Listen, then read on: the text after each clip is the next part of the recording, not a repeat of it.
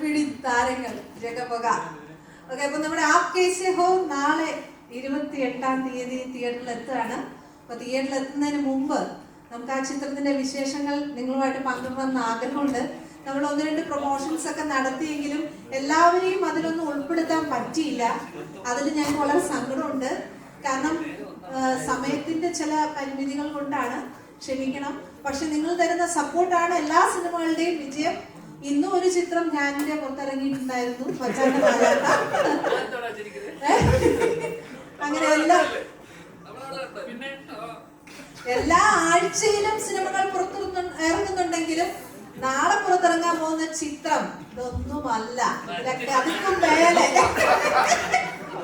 അങ്ങനെ ആവാനാണ് എല്ലാവരും ആഗ്രഹിക്കുന്നത്. അപ്പൊ ഏതായാലും നമ്മളോടൊപ്പം ഉള്ളത് ഇതില് രമേശ് പിഷാരടി ഗംഭീര വേഷമാണെന്ന് പറയുന്നു, ദിവ്യദർശൻ, ജീവ, എബിൻ, ഡോണി, ഡയറക്ടർ വിനയ് ജോസ്, ഇതിലെല്ലാം ഉപരി നമ്മളുടെ പ്രൊഡ്യൂസർ നമ്മളോടൊപ്പം ഉണ്ട്, ഡാവിൻ ചേട്ടൻ. അപ്പോ ഈ ചിത്രത്തിന്റെ കാര്യങ്ങളും ഇതിന്റെ ഒരു പ്രൊഡക്ഷന്റെ കാര്യങ്ങളും ഇനി എന്താണ് നിങ്ങൾ ഈ ചിത്രത്തിൽ നിന്ന് എക്സ്പെക്ട് ചെയ്യുന്നത്, നിങ്ങൾക്ക് വല്ല പ്രതീക്ഷയുണ്ടോ, ഞങ്ങളുടെ പ്രതീക്ഷ എന്താണ്, ഇതെല്ലാം സംസാരിക്കാം. അപ്പോൾ ഇതിൽ ഞാൻ അഭിനയിക്കുന്നു എന്നതിലുപരി നിങ്ങൾക്ക് എല്ലാവർക്കും അറിയാം, ഞാനിന്റെ ഒരു സ്ക്രിപ്റ്റാണ് ഈ ചിത്രത്തിലെ ഞങ്ങൾ നിങ്ങൾക്ക് മുമ്പിലുള്ള കാണിക്കുന്ന ഒരു ഹൈലൈറ്റ് വേർഷൻ എന്ന് പറയുന്നത്. അപ്പോ എത്രമാത്രം പ്രതീക്ഷ അതുകൊണ്ട് എല്ലാവർക്കും ഉണ്ടാവും. ഞാൻ സ്ക്രിപ്റ്റ് വൈസ് ഇറങ്ങിയ ചിത്രങ്ങളൊക്കെ എല്ലാവർക്കും ഭയങ്കര ഇഷ്ടപ്പെട്ടതാണോ? ഞാൻ മതിയായിക്കോളാം, ഞാൻ സംസാരിക്കണം. ഓക്കെ, അപ്പൊ താങ്ക് യു സോ മച്ച്. അപ്പൊ എല്ലാവരും ചിത്രത്തെ സപ്പോർട്ട് ചെയ്യുക. നിങ്ങൾക്ക് ചോദിക്കാനുള്ളത് ആദ്യം അതിനുള്ള അവസരം തരും. ആദ്യം പടത്തെ കുറിച്ചുള്ള കാര്യങ്ങൾ ഇവിടെ സംസാരിക്കട്ടെ.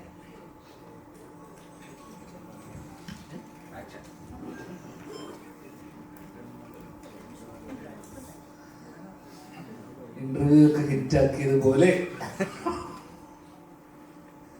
സാധാരണ ഇന്റർവ്യൂ ഹിറ്റാവാറുള്ളൂ, സിനിമ പൊതുവെ അല്ല ഇത് ഒരു ഹിസ്റ്ററി പരിശോധിച്ചത് ചെറിയ സിനിമയാണ്. പറഞ്ഞ പോലെ കുഞ്ഞു സിനിമയെ പറഞ്ഞു വരുമ്പോൾ ഒരു ഇന്റർവ്യൂവിലൂടെ നമ്മളെല്ലാം പറഞ്ഞിട്ടുണ്ട് ഇതിനെ കുറിച്ച്. ഒരു രാത്രി നടക്കുന്നൊരു സംഭവം, ആ സംഭവത്തിനെ ചൊല്ലിയുണ്ടാവുന്ന ചില പ്രശ്നങ്ങളും അതെങ്ങനെ റിസോൾവ് ആവുന്നു എന്നുള്ളതാണ് സിനിമയുടെ ഒരു ബേസിക് സംഭവം. അപ്പോൾ അതുകൊണ്ട് തന്നെ സാധാരണ ഈ 1 നൈറ്റ് സ്റ്റോറീസ് ഒക്കെ പൊതുവെ മലയാളത്തിൽ കുറവാണ്. നമ്മൾ എനിക്ക് തോന്നുന്നു അതിന് മുന്നേ വന്നിട്ടുള്ള 1 നൈറ്റ് സ്റ്റോറി എന്നൊക്കെ പറയുന്നത് ജാനമൻ പോലത്തെ സിനിമകളൊക്കെ. 1 നൈറ്റ് സ്റ്റോറി കഥ പറയാനുമ്പോൾ നമുക്ക് ഒരു എന്തൊക്കെ പറഞ്ഞാൽ റിസ്ക് എലിമെന്റ് ഉണ്ട്. കാരണം ഇത്രയും ക്യാരക്ടേഴ്സ് വരുന്നൊരു സിനിമ, ഇത്രയും കഥാപാത്രങ്ങളുള്ള സിനിമ, നമുക്ക് ഇവരൊന്നും എടുത്തെടുത്ത് ക്യാരക്ടറിനൊരു ഡെഫിനിഷൻ കൊടുത്ത് ഇതിനൊന്നും സമയമില്ല. നമ്മൾ നേരെ ഗേറ്റ് ക്രാഷ് ചെയ്യുന്ന പോലെ നേരെ സബ്ജക്റ്റിലേക്ക് ലോഞ്ച് ചെയ്തിട്ടുള്ള ഈ സിനിമയിൽ തുടക്കം ഒരു പകലും പിന്നെ രാത്രി തീരുമ്പോഴേക്ക് സിനിമ അവസാനിക്കും. അപ്പൊ ആ സംഭവം അല്ലെങ്കിൽ ആ ഇൻസിഡന്റ് ആണ് ഞാൻ ഇതിൽ പലരോടും അച്ഛനുൾപ്പെടെ എല്ലാവരുടെ അടുത്തും നറേറ്റ് ചെയ്ത ഈ സംഭവമാണ്. ആ സംഭവം എൻ്റെ സുഹൃത്തിൻ്റെ ജീവിതത്തിൽ നടന്നൊരു ചെറിയൊരു ഇൻസിഡന്റ് ആണ്. ആ ഇൻസിഡന്റ് നമുക്കൊക്കെ ഇൻട്രസ്റ്റിംഗ് ആയിട്ട് തോന്നിയത് കൊണ്ടും ഇത് സിനിമയായി വന്നു കഴിഞ്ഞാൽ എങ്ങനെ ഉണ്ടാവും എന്നുള്ളൊരു ചിന്തയിൽ നിന്നാണ് പിന്നീട് ഇത് ഷൂട്ട് ചെയ്തതും. അല്ലെങ്കിൽ അത് രസകരമായിട്ടുള്ള കുറച്ച് നേരത്തെ എപ്പോഴും പലപ്പോഴും ഉള്ള ഇതെന്ന് വെച്ച് കഴിഞ്ഞാൽ ഈ ഇന്റർവ്യൂവിലുള്ള കോമഡി ഒന്നും സിനിമയിൽ കാണാറില്ലല്ലോ എന്നുള്ള പലപ്പോഴും പലരും ചോദിക്കാറുണ്ട്. അപ്പം അത്തരത്തിൽ വലിയൊരു കോമഡി പടവും അല്ല, എന്നാലും വളരെ സിറ്റുവേഷനായിട്ടുള്ള ചെറിയ ചെറിയ നർമ്മ മുഹൂർത്തങ്ങളൊക്കെയുള്ള അത്യാവശ്യം പുതിയ ജനറേഷനിലുള്ളതും പിള്ളേർക്കും അല്ലെങ്കിൽ ഫാമിലിയിലെ ആൾക്കാർക്കും റിലേറ്റ് ചെയ്യാൻ പറ്റുന്ന അല്ലെങ്കിൽ സംഭവങ്ങളൊക്കെ ഉള്ളൊരു ചെറിയ സിനിമ. ലിറ്ററലി ചെറിയ സിനിമയാണ്. ഒരുപാട് ആർട്ടിസ്റ്റ് ഉണ്ട്. അച്ഛൻ സൈജോട്ടൻ ഇവിടെ വരാതെ, അജു ഇവിടെ വന്നിട്ടില്ല, സുരഭി, തൻവി ഇവിടെ വന്നിട്ടുള്ള, പിന്നെ ബാക്കിയുള്ള നമ്മളൊക്കെ ഇവിടെ ഉണ്ട്. അപ്പോൾ സുധീഷൻ എന്തായാലും 28 നാളെ റിലീസാവുന്നു. വലിയ പ്രതീക്ഷകളൊന്നും വെച്ച് പോകണ്ട. നേരത്തെ പറഞ്ഞ പോലെ കുഞ്ഞു സിനിമകൾ, വലിയ സിനിമകൾ ഉണ്ടാകുന്നുണ്ട്, വലിയ സ്കെയിലുള്ള സിനിമകൾ ഉണ്ടാകുന്നുണ്ട്. അത്തരത്തിൽ വലിയ സിനിമകൾ ഉണ്ടാകുമ്പോൾ, വലിയ ബജറ്റിൽ ഉണ്ടാകുന്ന സിനിമകൾ വലിയ വിജയം ഉണ്ടാകുന്നു. ഇപ്പോൾ ജനറലി നമ്മൾ കണ്ടുവരുന്ന കുഞ്ഞു സിനിമകളോടാൻ അല്ലെങ്കിൽ കുഞ്ഞു സിനിമകൾ ആൾക്കാരിലോട്ട് എത്താനൊക്കെ ഒരു സമയം എടുക്കുന്നുണ്ട്. വേർഡ് ഓഫ് മൗത്തിലൂടെയൊക്കെയാണ് കുഞ്ഞു സിനിമകൾ കയറിപ്പുണ്ടാകുക. ആ രീതിയിൽ നമ്മൾ മാക്സിമം നമ്മുടെ സൈഡിൽ നിന്ന് നമ്മളിതിനെ പ്രൊമോട്ട് ചെയ്യുന്നുണ്ട്. അപ്പം ഞാൻ എഴുതുന്ന സിനിമ ആയതുകൊണ്ട് നമ്മൾ എല്ലാ ചാനൽസിലും നമ്മൾ പ്രൊമോട്ട് ചെയ്തിട്ടുണ്ട്. അപ്പം ആ ഒരു സാധനം തിയേറ്ററിലും റിഫ്ലക്റ്റ് ആവും എന്നുള്ള പ്രതീക്ഷയോടുകൂടി നാളെ ഫെബ്രുവരി 28-ന് എല്ലാവരും തിയേറ്ററിൽ വന്ന് കാണാം. അത്രയേ ഉള്ളൂ. Thank you. നമസ്കാരം. ഞാൻ പറഞ്ഞതുപോലെ ഞങ്ങളെല്ലാവരും കഴിഞ്ഞ കുറച്ച് ദിവസങ്ങളിൽ പല ഇന്റർവ്യൂകളൊക്കെ അവിടെ ഇവിടെയും ഈ സിനിമയുമായി ബന്ധപ്പെട്ട് കൊടുത്തിരുന്നു. നാളെ അതിൻ്റെ റിലീസാണ്. ഒരൊറ്റ രാത്രി കഥയാണ്. ഞാനും മജു വർഗീസും 2 പേര് ഇതിൽ പോലീസ് ഉദ്യോഗസ്ഥന്മാരായിട്ടാണ് അഭിനയിക്കുന്നത്. വളരെ എന്ന് വെച്ചാൽ വളരെ സ്വാഭാവികമായിട്ട് നമ്മൾക്ക് പരിചയമുള്ള എല്ലാ പോലീസുകാരും ഇങ്ങനെയാണ് എന്ന് പറയുന്നില്ല. എങ്കിലും നമുക്ക് കണ്ടുപരിചയമുള്ള പോലീസുകാരുടെയൊക്കെ ചില സ്വഭാവങ്ങളൊക്കെ ഉള്ള പോലീസാണ്. ഇവരുടെ ഒരു സൗഹൃദത്തിൻ്റെയും ഇവരുടെ ഒരു സിനിമ ഉണ്ടാക്കുന്ന സമയത്തുള്ള അവരനുവദിച്ചു തരുന്ന സ്വാതന്ത്ര്യങ്ങൾ കൊണ്ടുമെല്ലാം വളരെ രസകരമായിട്ട് ഷൂട്ട് ചെയ്തിട്ടുള്ള ഒരു സിനിമയാണ്. ഇത് ഞാൻ പറഞ്ഞ പോലെ ചെറിയ സിനിമ എന്നൊക്കെ പറയുമ്പം ഒരു എൻ്റർടൈനറാണ് എന്ന് നമുക്ക് പറയാം. പുതിയ കാലഘട്ടത്തിൽ നമ്മൾ പുതിയ ചെറുപ്പക്കാർക്ക് കുറച്ചുകൂടെ കണക്ട് ചെയ്യാൻ പറ്റുന്ന രീതിയിലുള്ള ഒരു എൻ്റർടൈനർ സിനിമയാണ്. ഇപ്പം വലിയ തോതിൽ ത്രില്ലർ സിനിമകൾ ഒരുപാട് വരുന്ന ഒരു കാലഘട്ടമാണ്. ഇന്നലെയും മിനിഞ്ഞാന്നുമൊക്കെയുള്ള ചില മാധ്യമ ചർച്ചകളിൽ സിനിമകൾ അതിലെ വയലൻസ്, അതിൻ്റെ ഒരു അനുപാതമൊക്കെ വളരെ കൂടുതലാകുന്നു തുടങ്ങിയ ചർച്ചകളൊക്കെ നടന്ന ഒരു സാഹചര്യത്തിലൊക്കെ വളരെ ലേറ്റഡ് ആയിട്ട് നമുക്ക് വളരെ രസകരമായിട്ട് തിരിച്ചുമുഖത്തോടെ കണ്ടിരിക്കാൻ പറ്റുന്ന എന്നാൽ ഗൗരവമുള്ള ഒരു വിഷയം ചർച്ച ചെയ്യുന്ന പുതിയ ആൾക്കാർ പലപ്പോഴും വളരെ ഈസിയായി സില്ലിയായി ഇതൊക്കെ ഒരു രസമല്ലേ എന്നൊക്കെ പറഞ്ഞ രീതിയിൽ കാണുന്ന ചില കാര്യങ്ങൾ ചെന്നൊരു പ്രശ്നത്തിലേക്ക് വീണാൽ അതിന് എന്തുമാത്രം ഗൗരവമുണ്ട് എന്ന് പറയുന്ന ഒരു സിനിമയാണ് ഇത്. ബാക്കി ഇനി പറഞ്ഞതുപോലെ നാളെയാണ് ഇത്. ആടിൻ്റെയും അടികപ്പേരെ കുട്ടമനിയുടെയൊക്കെ പോലുള്ള ഒരുപാട് ഹിറ്റ് ചിത്രങ്ങളിൽ സഹസംവിധായകനെ വർക്ക് ചെയ്തിട്ടുള്ള ആളാണ് വിനയ്. വിനയുടെ ആ ഒരു അനുഭവ പരിചയം, ഇവരുടെ സൗഹൃദം, ധ്യാനിൻ്റെ സ്ക്രിപ്റ്റ്, ഡാർവിൻ ചേട്ടൻ അതിന് ആവശ്യമായ സാമ്പത്തിക സഹായങ്ങളും കാര്യങ്ങളൊക്കെ ചെയ്തിട്ട് വന്നിട്ടുള്ള സിനിമയാണ്. ഇനി ഞാൻ ചോദിക്കുന്നതിന് ഉത്തരം പറയാൻ ഒറ്റയ്ക്കിരുന്ന സിനിമയെക്കുറിച്ച് ഒരുപാട് പറയുന്നില്ല.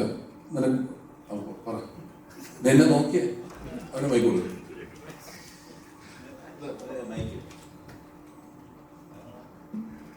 നമസ്കാരം. അപ്പോൾ നാളെ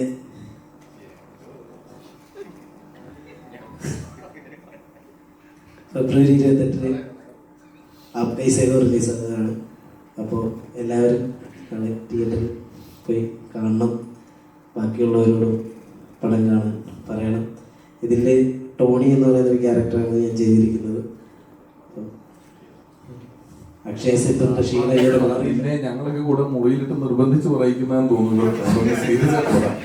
അക്ഷയ സെന്ററിന്റെ ക്ഷീണം ഇതുവരെ തീർന്നില്ല. അപ്പോൾ എല്ലാവരും കാണുക. അപ്പം ചെറിയൊരു സിനിമയാണ്. ധ്യാൻ ചേട്ടൻ പറഞ്ഞ പോലെ ഒരു ഒറ്റ രാത്രി നടക്കുന്നൊരു സംഭവമാണ്. റിയൽ ഇൻസിഡൻ്റ് ആണ്. അപ്പം നിങ്ങളെല്ലാവരും കാണുക, പ്രോത്സാഹിപ്പിക്കുക. നമസ്കാരം. പറഞ്ഞ പോലെ നാളെ റിലീസാണ്. ആദ്യമായിട്ടാണ് ഒരു സിനിമയിൽ ത്രൂ ഔട്ട് എന്ന് പറയുന്ന ഒരു വേഷം ചെയ്യാൻ പറ്റുന്നത്. പറഞ്ഞ പോലെ ഒരു ദിവസം വൈകിട്ട് ധ്യാൻ ചേട്ടൻ വിളിച്ചിട്ട് എടാ ഫ്രീ ആണോ എന്ന് ചോദിച്ചു. ആണെന്ന് പറഞ്ഞു. എന്നാൽ ആ ഒരു പരിപാടി ഉണ്ടെന്ന് പറഞ്ഞു. ആ പരിപാടിയുടെ റിലീസാണ് നാളെ. ആപ്കൈ സേവോ. ബിനോയ് എന്നാണ് ക്യാരക്ടറുടെ പേര്. എൻ്റെ വീട്ടിലൊക്കെ തന്നെ ഉള്ളൊരു ക്യാരക്ടറാണ്. അത് ബാക്കി കുറച്ചുകൂടെ കണ്ടു കഴിയുമ്പോൾ വിശദമായിട്ട് മനസ്സിലാവും. ഭയങ്കര എനർജിയുള്ള ഒരു ക്യാരക്ടറാണ്. പറഞ്ഞ പോലെ ഒരു സുഹൃത്തിൻ്റെ ബാച്ചിലർ പാർട്ടിയായിട്ട് ബന്ധപ്പെട്ട് പഴയ 2 സുഹൃത്തുക്കളെ കാണുന്നതും, നിങ്ങൾക്ക് എല്ലാവർക്കും അനുഭവം ഉണ്ടാവും. ബാച്ചിലർ പാർട്ടി, അവിടെ നടക്കുന്ന ഫൺ, അവിടെ ഒരു പ്രശ്നം ഉണ്ടാകുന്ന വരെ നമ്മൾ ചെയ്യുന്ന എല്ലാം ഭയങ്കര ഫണ്ണായിരിക്കും. ആ രാത്രി സേഫായി പോയി കഴിഞ്ഞാൽ സേഫായിരിക്കും. പക്ഷെ എന്തെങ്കിലും ഒരു കാര്യം സംഭവിക്കുമ്പം ആ ഫണ്ണൊക്കെ അവിടെ നിന്ന് മാറും. അങ്ങനത്തെ ഒരു കാര്യം സംഭവിക്കുന്ന ഒരു ദിവസമാണ് ക്രിസ്റ്റിയുടെ ബാച്ചിലർ പാർട്ടി. അപ്പം തുടക്കക്കാരെന്നുള്ള നിലയ്ക്ക് പറ്റാവുന്നതുപോലെ നല്ലോണം ചെയ്തിട്ടുണ്ടെന്നാണ് വിചാരിക്കുന്നത്. പിന്നെ നിങ്ങളെല്ലാവരും കണ്ട് നല്ല നല്ല അഭിപ്രായങ്ങൾ പറഞ്ഞ് അത് കൂടുതൽ പ്രേക്ഷകരിലേക്ക് എത്തിക്കുക. ബാക്കി ഷജീർ പറയും. നമസ്കാരം. എന്തായാലും ഇത് ധ്യാന്റെ ലൈഫിൽ നടന്നൊരു കഥയാണ്. അല്ലെ, ധ്യാന്റെ ഫ്രണ്ടിന്റെ ലൈഫിൽ നടന്നൊരു ഇപ്പൊ കറക്റ്റ് ആയിരുന്നു. അപ്പോൾ അതിനകത്ത് എന്തെങ്കിലും ഒരു സാധനം കാണും എന്നെല്ലാവർക്കും ഒരു എക്സ്പെക്റ്റേഷൻ ഉണ്ടല്ലോ. അപ്പം ഇതിനകത്ത് ഒരു സംഭവം ഉണ്ട്. പിന്നെ എനിക്ക് സത്യം പറഞ്ഞ ഇപ്പം 4 പേര് അറിഞ്ഞത് ധ്യാൻ്റെ കൂടെ ഇന്റർവ്യൂവിൽ ഇരുന്നിട്ടാണ്. തൻ്റേതല്ലാത്ത കാരണത്താൽ ഇന്റർവ്യൂ സ്റ്റാറിൽ കൂടെ ഇരിക്കാൻ ഒരു ഭാഗ്യം കിട്ടിയതാണ്. നാളത്തെ ദിവസം എന്ന് പറഞ്ഞാൽ സത്യം പറഞ്ഞാൽ ആദ്യം ഞങ്ങളിതെല്ലാം ഒരു ലൈറ്റായിട്ടാണ് എടുത്തിരുന്നത്. പക്ഷെ ഇപ്പം ഇത് നിങ്ങളെല്ലാവരും തന്ന ആ ഒരു എന്താ പറയുന്ന ഒരു പ്രോത്സാഹനം ഇതെല്ലാം വെച്ചിട്ട് പടം അത്യാവശ്യം നല്ല റീച്ച് എത്തിയെന്നാണ് എൻ്റെ ഒരു വിശ്വാസം. അപ്പം പടം വലിയ മോശമില്ലാതെ വരും എന്നാണ് ഞങ്ങളുടെ എല്ലാവരുടെയും വിശ്വാസം. ഇപ്പം ആവശ്യമില്ലാത്ത ടെൻഷനും അതുകൊണ്ട് കൂടിയിട്ടുണ്ട്. അതെ, അപ്പോൾ ഞാൻ നമ്മുടെ ഡയറക്ടറിൻ്റെ അടുത്ത്. നമസ്കാരം. അടികപ്പിയൊരു കൂട്ടമണി തുടങ്ങിയിട്ടുള്ള പരിചയമാണ് ധ്യാനായിട്ടുള്ളത്. ആ സമയത്ത് തുടങ്ങി പറയുന്ന കുറേ കഥകളുണ്ട്. ശരിക്കും നടന്നതും ഞാൻ നേരിട്ട് കണ്ട് അനുഭവിച്ചിരുന്ന ഇഷ്ടംപോലെ കഥകളുണ്ട്. അതിൽ നമ്മുടെ ഈ ജനറേഷന് നന്നായിട്ട് കണക്ട് ചെയ്യാൻ പറ്റിയ ഒരു മെറ്റീരിയലുള്ള സബ്ജക്റ്റാണിത്. വളരെ അത് സിനിമാറ്റിക് ആക്കി ചെയ്യേണ്ടതായിട്ടുള്ളൊരു ആവശ്യമൊന്നുമില്ല. നമുക്ക് എല്ലാവർക്കും ഒരു പ്രാവശ്യം എക്സ്പീരിയൻസ് ചെയ്തിട്ടുണ്ടാവും ഇതിൽ പോലീസ് സ്റ്റേഷൻ സീക്വൻസുകളെല്ലാം. അപ്പോൾ അത് ഇങ്ങനെ റിലേറ്റ് ആവാൻ സാധ്യതയുണ്ട്. ഭയങ്കര പ്രതീക്ഷകളൊന്നും കൊടുക്കണമെങ്കിലും ഒരു റിയൽ ലൈഫ് സ്റ്റോറി പോലെ തന്നെ നമുക്ക് കണ്ടിരിക്കാവുന്നൊരു സബ്ജക്റ്റാണ്. നാളെ റിലീസാണ്. നിങ്ങളെല്ലാവരുടെയും പ്രാർത്ഥനയും പ്രോത്സാഹനം ഉണ്ടാവണം. പ്രൊഡ്യൂസറാണ്. Good afternoon, everyone. Really very happy to see, ഈ ഇത്ര വലിയ ഇത്രയും ക്യാമറ കൊണ്ട് ഞാനിരിക്കുന്നത് വളരെ റെയറാണ്. അല്ല, ട്യൂമൻ. ആദ്യത്തെ പടം ട്യൂമൻ അതിൽ ഇരുന്നിട്ടുണ്ട്. പക്ഷെ ഇതാണ് റീച്ച് കിട്ടിയിട്ടില്ല. ഈ പറഞ്ഞതുപോലെ ഡാൻസാറിൻ്റെ കൂടെ ഇരിക്കുമ്പോഴത്തേക്കുള്ള ആ റീച്ച് ഉണ്ടല്ലോ, പവർ. പിന്നെ പിഷാരടി ആയിട്ടല്ലോ. So I am very very happy. നാളെ ഇറങ്ങുന്ന ഞങ്ങളുടെ സിനിമ ഒരു ടെൻഷനും ഇല്ല കേട്ടോ. വിജയിപ്പിക്കണം എന്ന് ഞാൻ എവിടുന്നറിയാത്ത കുറെ ഇംഗ്ലീഷ് കയറി വന്നിട്ടുണ്ട്. ഒരു ടെൻഷനും ഇല്ല. സത്യം പറയാം, ഈ പടം വിജയിച്ചിരിക്കുമെന്നാണ് എൻ്റെ കോൺഫിഡൻസ്. നല്ല വിശ്വാസമുണ്ട്. അങ്ങനെ ആയാൽ നമുക്ക് ഇനിയും കൂട്ടായ്മയോടുകൂടി പടങ്ങൾ ഇനിയും എടുക്കാം. ജീവ ഒരു ആക്റ്റീവ് കാണുന്നത് ഈ സമയമായതുകൊണ്ടാണ്. അല്ലെങ്കിൽ കോളേജിലൊക്കെ പോയി തകർക്കുന്നുണ്ടായിരുന്നല്ലോ. ശരിക്കും ആക്റ്റീവ് ആകും. സോ എല്ലാവർക്കും താങ്ക് യു. ഞങ്ങളുടെ പടം കാണാനായിട്ട് എല്ലാവരും നല്ല രീതിയിൽ പ്രൊമോട്ട് ചെയ്യണം. Thank you so much for എല്ലാവർക്കും. ഇനി ഇംഗ്ലീഷ് പറഞ്ഞ് ഞാൻ ഇനിയും ഇതാക്കുന്നില്ല. Okay, thank you so much. Thank you. അതെ, മോന അതെൻ്റെ പപ്പയാണ്. നമ്മളാണ് പടം പ്രൊഡ്യൂസ് ചെയ്തിരിക്കുന്നത്. നമ്മുടെ പ്രൊഡക്ഷൻ ഹൗസിൻ്റെ പേര് ഡി ഗ്രൂപ്പ് എന്നാണ്. നമ്മുടെ 12ാമത്തെ സിനിമയാണ്. അപ്പം നല്ല രീതിക്ക് വരും എന്നുള്ള ദൃഢമായ വിശ്വാസം എനിക്കുണ്ട്. ഞാനും ഒരു ചെറിയ വേഷം എന്നാ ചെയ്തിട്ടുണ്ട്. എൻ്റെ 4ാമത്തെ പടമാണ്. ആരും ഇതുവരെ പരിചയമില്ല. ഇതിലും ചെറിയൊരു വേഷമാണ് ചെയ്തിരിക്കുന്നത്. So hopefully in the coming years I will be active as an actor and as a producer. So looking forward for the best for this film. Thank you all. Thank you. आप लोग कैसे हो? बस ठीक हो. ठीक हो? मस्त नहीं हो? बस नहीं ठीक हो. ठीक है, अभी क्वेश्चंस आएंगे, थोड़ा और शांत हो जाओ. क्वेश्चन मस्त हो जाएगा. मस्त हो जाएगा. आप कैसे हो?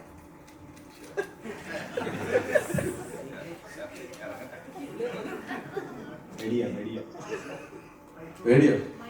റെഡിയാ?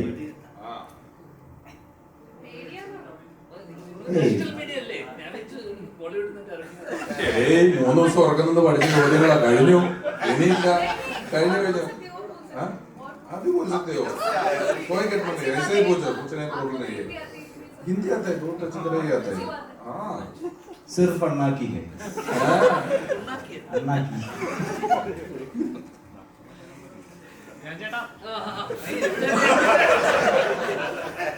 എന്തുകൊണ്ട് നീ വിളിച്ചില്ല എന്താ? എല്ലാരും പറഞ്ഞു ഞാൻ ചേട്ടനോട് ഇരിക്കുന്ന ഒരു വലിയ ഭാഗ്യമായിട്ടാണ് കാണുന്നത്. നീ എന്നോട് പറഞ്ഞില്ലടാ ഭാഗ്യമാണ് അല്ലേ? അത് ഞങ്ങളുടെ ഒരു ഭാഗ്യമായിട്ട് ഞങ്ങൾ കാണുന്നു. അങ്ങനെ കാണുന്ന ഒരാളായിരിക്കണം.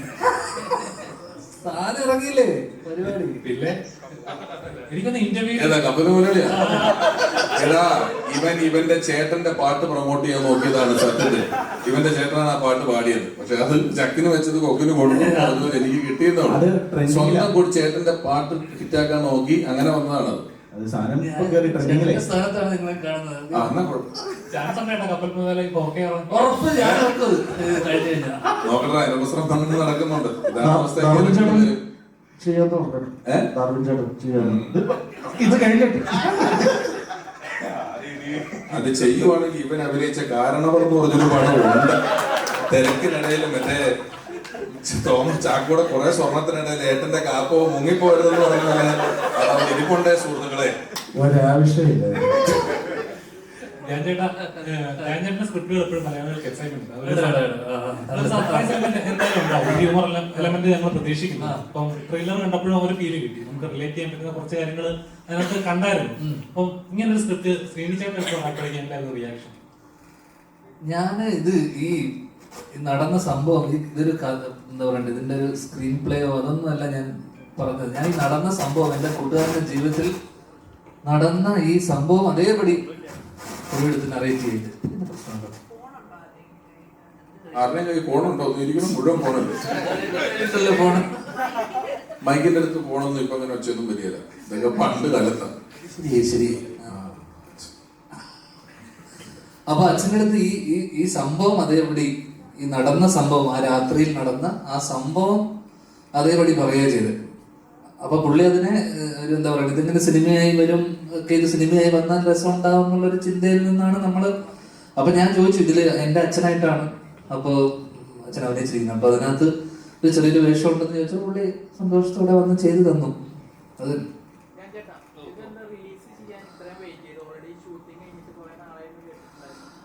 അതുകൊണ്ടല്ലടാ നമ്മള് കഴിഞ്ഞ വർഷം തൊട്ട് ഇത് റിലീസ് ചെയ്യാൻ കാരണം കഴിഞ്ഞ വർഷം നമ്മൾ ഓണത്തിന് നോക്കിയപ്പോൾ ഇവര് കൊണ്ടലുണ്ടായിരുന്നു. കൊണ്ടലിന്റെ എക്സിക്യൂട്ടീവ് പ്രൊഡ്യൂസറാണ്, മിന്നലിന്റെ എക്സിക്യൂട്ടീവ് പ്രൊഡ്യൂസറാണ്, പിന്നെ ഏതാണ് നടന്ന സംഭവം. ഇപ്പൊ എന്റെ ഡിറ്റക്റ്റീവ് ഉജ്ജ്വലന്റെയും എക്സിക്യൂട്ടീവ് പ്രൊഡ്യൂസറാണ്. അപ്പൊ ഇവരുടെ തന്നെ സിനിമകൾ കറക്റ്റ് സമയത്ത് ഓരോ സിനിമകൾ ഉണ്ടായത് കൊണ്ട് തന്നെ അപ്പൊ നമ്മളൊരു സമയം നോക്കി പിന്നെ എല്ലാം ഈ തിരക്കും പരിപാടി എല്ലാം, കാരണം കഴിഞ്ഞ മാസങ്ങൾ വർഷങ്ങളൊക്കെ എല്ലാ ആഴ്ചയും 3-4 റിലീസൊക്കെ ഉണ്ടായിരുന്ന സമയമാണ്. അപ്പൊ അതുകൊണ്ട് തന്നെ എന്റെ അച്ഛൻ പറഞ്ഞ പോലെ തന്നെ എല്ലാത്തിനും അതിന്റേതായ സമയമുണ്ട്, അപ്പോഴേ വരുള്ളൂ. അപ്പൊ അത് അങ്ങനെ നമ്മള് ഒരു കറക്റ്റ് സമയം നോക്കി. പിന്നെ ഈ ഫെബ്രുവരി മാസം ഞാൻ ആക്ച്വലി എനിക്ക് കമ്മിറ്റ്മെന്റ് ഒന്നും ഇല്ലായിരുന്നു. അപ്പൊ നമ്മള് പ്രൊമോട്ട് ചെയ്യാനും എല്ലാവരും ഫ്രീ ആയിരിക്കുന്ന ഒരു സമയം എന്നുള്ള രീതിയിൽ ഈ ഒരു റിലീസ് ഈ മാസം നോക്കിയതാണ്.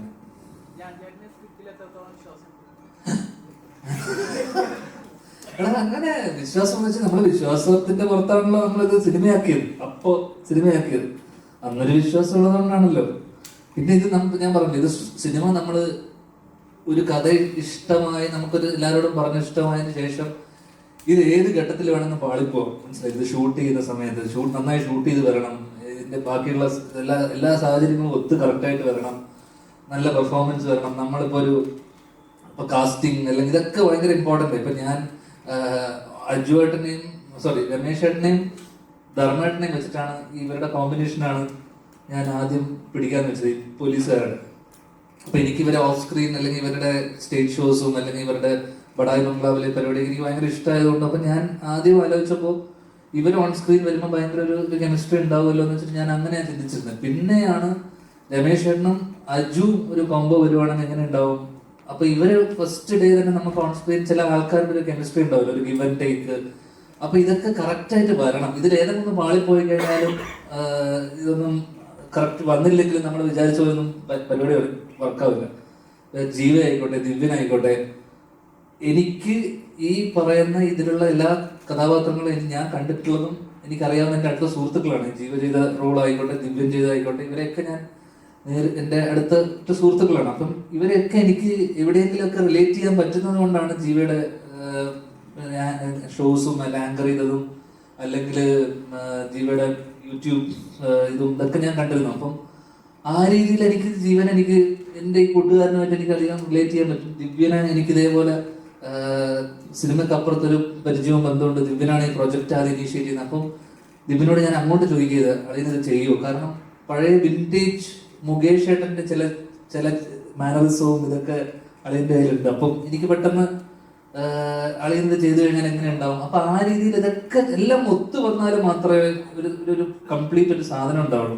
ആ രീതിയിൽ പെർഫോമൻസ് വൈസ് എനിക്ക് തോന്നുന്നു എല്ലാവരുടെയും മികച്ച എന്ന് വെച്ച് കഴിഞ്ഞാൽ ഞാൻ വിചാരിച്ചതുപോലെ നമ്മൾ ആർട്ടിസ്റ്റ് പെർഫോമൻസ് ഉണ്ടല്ലോ, എന്നാൽ പോലും നമ്മൾ ഷൂട്ട് ചെയ്ത സമയത്ത് നമുക്ക് ചില റെസ്ട്രിക്ഷൻസും ചില കാരണം നമ്മൾ ഷൂട്ട് ചെയ്ത സമയത്ത് കുറച്ച് ഇഷ്യൂസ് ഒക്കെ ഉണ്ടായിരുന്നു. പക്ഷെ അതൊക്കെ നമ്മൾ സോർട്ട് ചെയ്ത് പോയി. പക്ഷെ ആർട്ടിസ്റ്റ് പെർഫോമൻസിൽ ഭയങ്കര ഹാപ്പിയാണ്, ഭയങ്കര വിശ്വാസമുണ്ട്. ഇവരുടെയൊക്കെ ഒരു കരിയർ ബെസ്റ്റ് എന്നൊക്കെ പറഞ്ഞാൽ രമേശ് ചേട്ടൻ എനിക്ക് തോന്നുന്നു കപ്പൽ മലയാളിക്ക് ശേഷം രമേശ് ചേട്ടൻ്റെ കരിയർ ബ്രേക്ക് ആയിരിക്കും ഈ സാധനം അല്ലേ? കപ്പൽ മുതലാളി കണ്ടിട്ടാണ് ഇത് കാണുന്നതെങ്കിലല്ലേ നിങ്ങൾക്ക് ആരാധന തോന്നും പുള്ളിയോട്.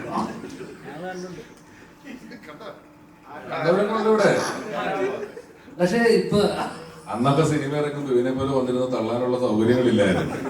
അതാണ് അതിന്റെ ഒരു പ്രധാനപ്പെട്ട പ്രശ്നം. അന്ന് പത്രത്തിൽ ഭയങ്കര വിലയാണ് ഒരു കാര്യം പരസ്യം കൊടുക്കുന്നതിന് തന്നെ. അങ്ങനെ കൊടുത്തിട്ടുള്ളതാണ്. പണിയെടുത്തത് അത് തന്നെ. നീ കാരണവർക്ക് പ്രൊമോഷൻ കൊടുക്കുക. അപ്പൊ ഞാൻ ചോദിച്ചത് വിശ്വാസം ഉണ്ടോന്ന് വെച്ച് കഴിഞ്ഞാൽ എടാ നല്ല എഴുത്താണ്, വിശ്വാസമുണ്ട്. ഒരുപാട് സ്ക്രിപ്റ്റുകൾ കണ്ടിട്ടുള്ള ആളാണ്. അപ്പൊ നല്ല ഹ്യൂമർ കൈകാര്യം ചെയ്യുന്ന ഒരാളാണ് താങ്കൾ. അപ്പം ഞാനിപ്പോഴുള്ള ഒരു ആക്ടറിനെ നമുക്കറിയാം. സ്ക്രിപ്റ്റ് റൈറ്റർ മുമ്പിലേക്ക് വരുമ്പോൾ സ്ക്രിപ്റ്റ് വായിക്കുമ്പോൾ ഉണ്ടാകുന്ന ഒരു ഫീലിംഗ് ഉണ്ടല്ലോ, അങ്ങനെ ഉണ്ടായിരുന്നു? ഇവന് എനിക്ക് ഇവന്റെ വീട്ടിൽ ഇവന്റെ അച്ഛൻ, എന്റെ ചേട്ടൻ, ഇവർക്കൊക്കെ എഴുത്ത് ഇവരുടെ കഥാപാത്രത്തെ എഴുതുന്നതിലാണെങ്കിലും അല്ലാതെ ആണെങ്കിലും ഇവർക്ക് എഴുത്ത് എനിക്ക് കുറച്ചുകൂടെ ഇഷ്ടമാണ്. ഇവർ ചെയ്ത എല്ലാ പടങ്ങളും ഞാൻ കണ്ടിട്ടില്ല എങ്കിലും എനിക്ക് എഴുത്തിനാണ്, ഇവന് അഭിനയത്തിൽ കുറച്ചുകൂടെ കംഫർട്ട് നോക്കുന്ന ഒരാളാണ്. ഇവനങ്ങനെ ഒക്കെ നോക്കിയിരിക്കുന്ന ഒരാളാണ്. പക്ഷെ എഴുത്ത് കുറച്ച് അധ്വാനിച്ച് എഴുതുകയും ഇവനറിയാവുന്ന കഥയായതുകൊണ്ട് ഒരു വലിയ സൗകര്യമുണ്ട്. ഇവനതിനകത്ത് ആ കഥയിൽ ഇൻവോൾവ് ചെയ്തിട്ടുള്ള ഒരാളാണ്. അതിനോട് ഏറ്റവും ആ കണ്ട കാര്യങ്ങളോട് ഏറ്റവും നീതി പുലർത്തി നിൽക്കുക, കണ്ടതിനെ എങ്ങനെ സിനിമാറ്റിക് ആയിട്ട് ചെയ്യാന്നുള്ളതാണ് കൂടുതൽ നോക്കിയിട്ടുള്ളത്. പിന്നെ വിനയ് ഓഫ് കോഴ്സ് വളരെ എക്സ്പീരിയൻസ്ഡ് ആയിട്ടുള്ള ഒരു ഡയറക്ടറാണ്. പിന്നെ ഈ പറഞ്ഞാല് ഇവരൊക്കെ എക്സ്പീരിയൻസ് ആണ്. ഇതൊരു ചെറിയ പടമാണ്. ഇതുമായിട്ട് ഒരുപാട് വലിയ പൈസ മുടക്കിയിട്ടുള്ള ഒരുപാട് വലിയ താരങ്ങളുള്ള അങ്ങനെയൊന്നുള്ളൊരു പടമല്ല. ചെറിയ സാധാരണക്കാരാണ്, നമ്മുടെ നാട്ടിൽ താമസിക്കുന്നവരാണെന്നൊക്കെ നമുക്ക് തോന്നുന്ന പോലെയുള്ള ആളുകളും അവരൊക്കെ അഭിനയിച്ചിട്ടുള്ളൊരു പടമാണ്.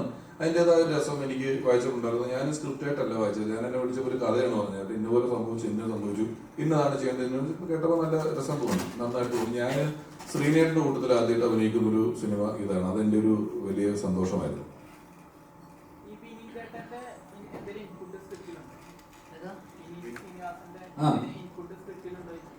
ഇല്ല പുള്ളിക്ക് ഈ കഥ ഇതിനായിട്ട് ബന്ധപ്പെട്ട് പുള്ളിയുടെ ടൈപ്പ് ഓഫ് ഒരു പരിപാടിയല്ല. പിന്നെ അത് കണ്ടാൽ മനസ്സിലാവും. ഇല്ല ഞങ്ങൾ അങ്ങനെ ചർച്ചകളൊന്നും ഉണ്ടാവാറില്ല പൊതുവെ.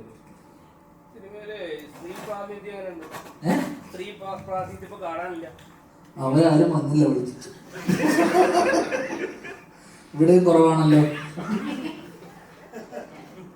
സ്ത്രീ പ്രാതിനിധ്യമുണ്ട്, സ്ത്രീകൾക്ക് വലിയ പ്രാധാന്യമുണ്ട്. സ്ത്രീ കഥയുടെ ടേണിംഗ് പോയിന്റിൽ വലിയ ഘടകമാണ്. അല്ല ഇവിടെ ഇല്ലാന്ന് ഇവിടെ കാണാറില്ലെന്ന് വെച്ചപ്പോ ഇവിടെ ആരും വരാൻ പലരും തൻവീടെ ചേട്ടന്റെ കല്യാണമാണ്, സുരഭി സീരിയലിന്റെ ഷൂട്ടിലാണ്. അപ്പൊ അങ്ങനെ വീണ അതിന്റെ പുതിയ തിരക്കിലാന്ന് പറഞ്ഞ വീട്ടിലിരിക്കുകയാണ്. അങ്ങനെ വലിയ വിമോചകനായതുകൊണ്ടൊന്നുമില്ല, അവനൊക്കെ നോക്കിയിട്ട് അവന് ഒരു തൃപ്തി വരുന്നില്ല. നീ വിചാരിക്കുന്ന പോലെ അവനൊരു സ്ത്രീ വിമോചകനായിട്ട് ഇവിടെ സ്ത്രീ പ്രായം അതൊന്നും അല്ല. അവൻ നോക്കിയപ്പോൾ ഒരു സുഖമില്ല. അതാണ് അവൻ ചോദിച്ചത്. അതുകൊണ്ടല്ലേ ഞാൻ പറഞ്ഞത്. എനിക്കും അറിയാം അവർക്ക്. അല്ലാതെ ഈ സിനിമയിലെ സ്ത്രീ പ്രാതിനിധ്യം എന്നൊക്കെ ചോദിച്ചാൽ അത്രയില്ല. നോക്കിയിട്ട് അവനൊരു സ്ത്രീ വന്നു, പ്രാതിനിധ്യമുണ്ട്. നീ കാണുന്നുണ്ടല്ലോ, എനിക്ക് കാണാൻ പറ്റില്ല. അവിടെയാണ് നീ അവിടെ നോക്കിയിട്ട് നീ വന്നു ആള് വിളിക്കുന്നത്. ഇപ്പം ഓൺലൈൻ ഗെയിമിംഗ് ആപ്പുകളുടെ കാലഘട്ടമാണ്. അപ്പം അതിന്റെ ദൂഷ്യവശങ്ങൾ നമുക്ക് നന്നായിട്ട് അറിഞ്ഞുകൊണ്ടിരിക്കാം. അപ്പൊ കഴിഞ്ഞ ദിവസം ധ്യാൻ ചേട്ടന്റെ ഒരു അഡ്വർടൈസ്മെന്റ് ഉണ്ട്, അത്തരം ഒരു ആപ്പിനെ പ്രൊമോട്ട് ചെയ്തിട്ടുണ്ട്. അപ്പം സാമൂഹ്യ പ്രതിബദ്ധതയുള്ള ഒരു കലാകാരൻ എന്ന നിലയിൽ അങ്ങനെ ഒരു അഡ്വർടൈസ്മെന്റ് ചെയ്യാനുള്ള കാരണം എന്താണ്? സാമൂഹ്യ പ്രതിബദ്ധത ഉണ്ടെന്ന് ആരാ പറഞ്ഞത്? ഞാൻ എന്നോട് എപ്പോഴെങ്കിലും പറഞ്ഞു?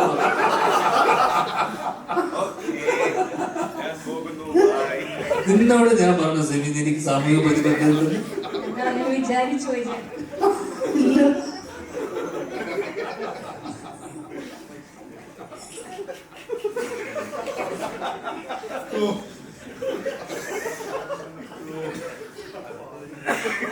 ഡോർ തുറന്നു കൊടുക്കുകയാണ് ഒരു ചോദ്യം എനിക്ക് പോകുന്നത്.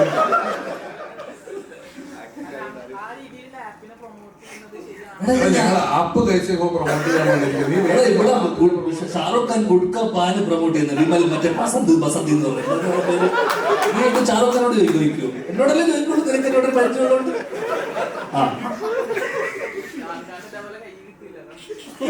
സിഗരറ്റ് സ്മോക്കിംഗ് എന്ന് പറഞ്ഞത് എന്തിനാണ് ഇത് വിൽക്കുന്ന സാധനം? ഇതൊക്കെ എല്ലാവർക്കും അറിയില്ലേ? ഇത് കളിക്കണ്ട പ്രശ്നം അറിയില്ലേ? നിങ്ങൾക്കറിയില്ലേ?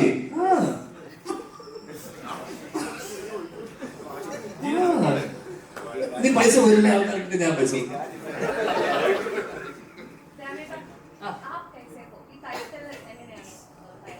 അത് കുറേ സ്ഥലത്ത് പോയി പറഞ്ഞായിരുന്നു.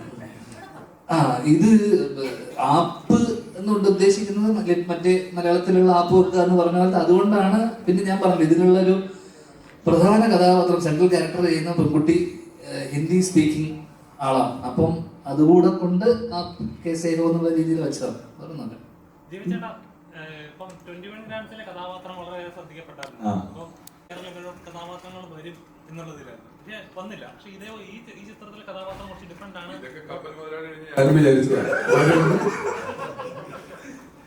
എന്തുകൊണ്ടാണ് ഞാൻ വരുമെന്ന് വിചാരിച്ചതിനെ പറ്റി പറയുമ്പോഴേ അപ്പൊ ഏതെന്നെ എനിക്ക് അറിയാം, അതുകൊണ്ട് അതിനെ സഹായിച്ചതാണ്. ഞാനും ആ വഴിക്കാൻ വരുന്നേന്ന് തോന്നുന്നുണ്ടോ?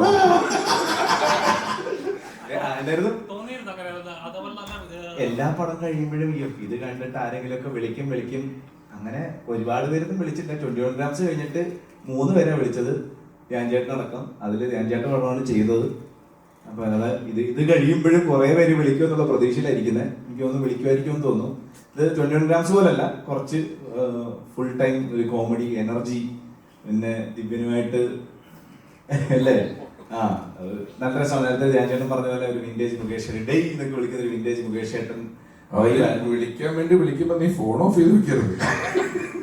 അപ്പൊ അങ്ങനെ എനിക്ക് തോന്നുന്നു പിന്നെ ഒരു ത്രൂ ഔട്ട് ചെയ്തിട്ടുള്ള ഒരു വേഷമാണ്. എനിക്ക് തോന്നുന്നു വർക്കൗട്ട് ആവും. എന്തുകൊണ്ടാണ് വിളിക്കാതിരിക്കുന്നത്? കാരണം ധ്യാൻ ചേട്ടൻ പറയുന്നത് ജീവയെ പോലെ നല്ലൊരു ആക്ടർ, ഇത്ര എസ്റ്റാബ്ലിഷ് ആയിട്ടുള്ള ആക്ടർ ആണ്. ആക്ടർ ആയിട്ടില്ല, ഇത് പറയാം, അഭിനയിക്കുന്ന ഏത് കഥാപാത്രം കൊടുത്താലും നല്ല രീതിയിൽ പെർഫോം ചെയ്യുന്ന ഒരു ആക്ടർ ആണെന്ന് തെളിയിച്ചതാണ് ഓൾറെഡി. നല്ലൊരു ആങ്കർ ആണ്. അപ്പൊ എന്നിട്ട് ഇതുപോലെ അവസരങ്ങൾ വരുന്നില്ല എന്ന് പറയുമ്പോൾ അത് ഒരു സമയമായിരിക്കും എന്ന് വിചാരിക്കുന്നു. അത് ആ ഗ്രൂപ്പിലേക്ക് വന്നു കഴിഞ്ഞാൽ ചിലപ്പോൾ കണ്ടിന്യൂസ് ആയിട്ട് വരുമായിരിക്കും, അല്ലെങ്കിൽ നമ്മൾ കുറച്ചുകൂടെ വെയിറ്റ് ചെയ്യണമായിരിക്കും. ഈ പറയുന്ന പോലെ പിന്നെ പണ്ട് പോലെ എല്ലാവരും പറഞ്ഞിട്ടില്ലേ, നമുക്കാണ് സിനിമ ആവശ്യം, സിനിമയ്ക്ക് നമ്മളെ ആവശ്യമില്ല. അപ്പൊ നമ്മളിങ്ങനെ ശ്രമിക്കുക, വരുന്നവരെ വേഷങ്ങൾ എത്രയും നന്നാക്കി ചെയ്യാൻ പറ്റുമോ അത്രയും നന്നാക്കി ചെയ്യുക എന്നുള്ളതാണ്. അത് ചെയ്തിട്ടുണ്ട്. ഇനി പറഞ്ഞ പോലെ ഓസ്കാറിലുള്ള അഭിനയം കാഴ്ചവെക്കാൻ പറ്റിയിട്ടില്ല. ഞാൻ പയ്യെ ഇങ്ങനെ പഠിച്ചു വരുവാണ്, നന്നാവുമെന്ന് വിചാരിക്കണം. അപ്പൊ എല്ലാവരും കണ്ട അഭിപ്രായം പറഞ്ഞു കഴിഞ്ഞാൽ നല്ലതാണെങ്കിൽ നല്ലത്, ഇന്ന കാര്യങ്ങൾ കുറച്ചുകൂടെ നന്നാക്കായിരുന്നു എന്നൊക്കെ പറഞ്ഞു കഴിഞ്ഞാൽ നമുക്ക് തന്നെ കുറച്ചുകൂടെ പഠിക്കാൻ പറ്റും. അടുത്ത പടം വരുമ്പോൾ കുറച്ചുകൂടെ നന്നായിട്ട് ചെയ്യാൻ പറ്റും. ആകെ ചെയ്യാൻ എല്ലാവർക്കും ചെയ്യാൻ ഉള്ളതെന്ന് പറഞ്ഞു കഴിഞ്ഞാൽ തിയേറ്ററിൽ പോയി കണ്ട് സത്യസന്ധമായ അഭിപ്രായം പറയാം. കുറച്ച് കൂടുതൽ പ്രേക്ഷകരിലേക്ക് നിങ്ങൾക്ക് ഇഷ്ടപ്പെട്ടു കഴിഞ്ഞാൽ അത് പറഞ്ഞ് കൂടുതൽ പ്രേക്ഷകരിലേക്ക് എത്തിക്കുക എന്നുള്ളതാണ് നമുക്ക് ആഗ്രഹിക്കാൻ പറ്റുള്ളൂ.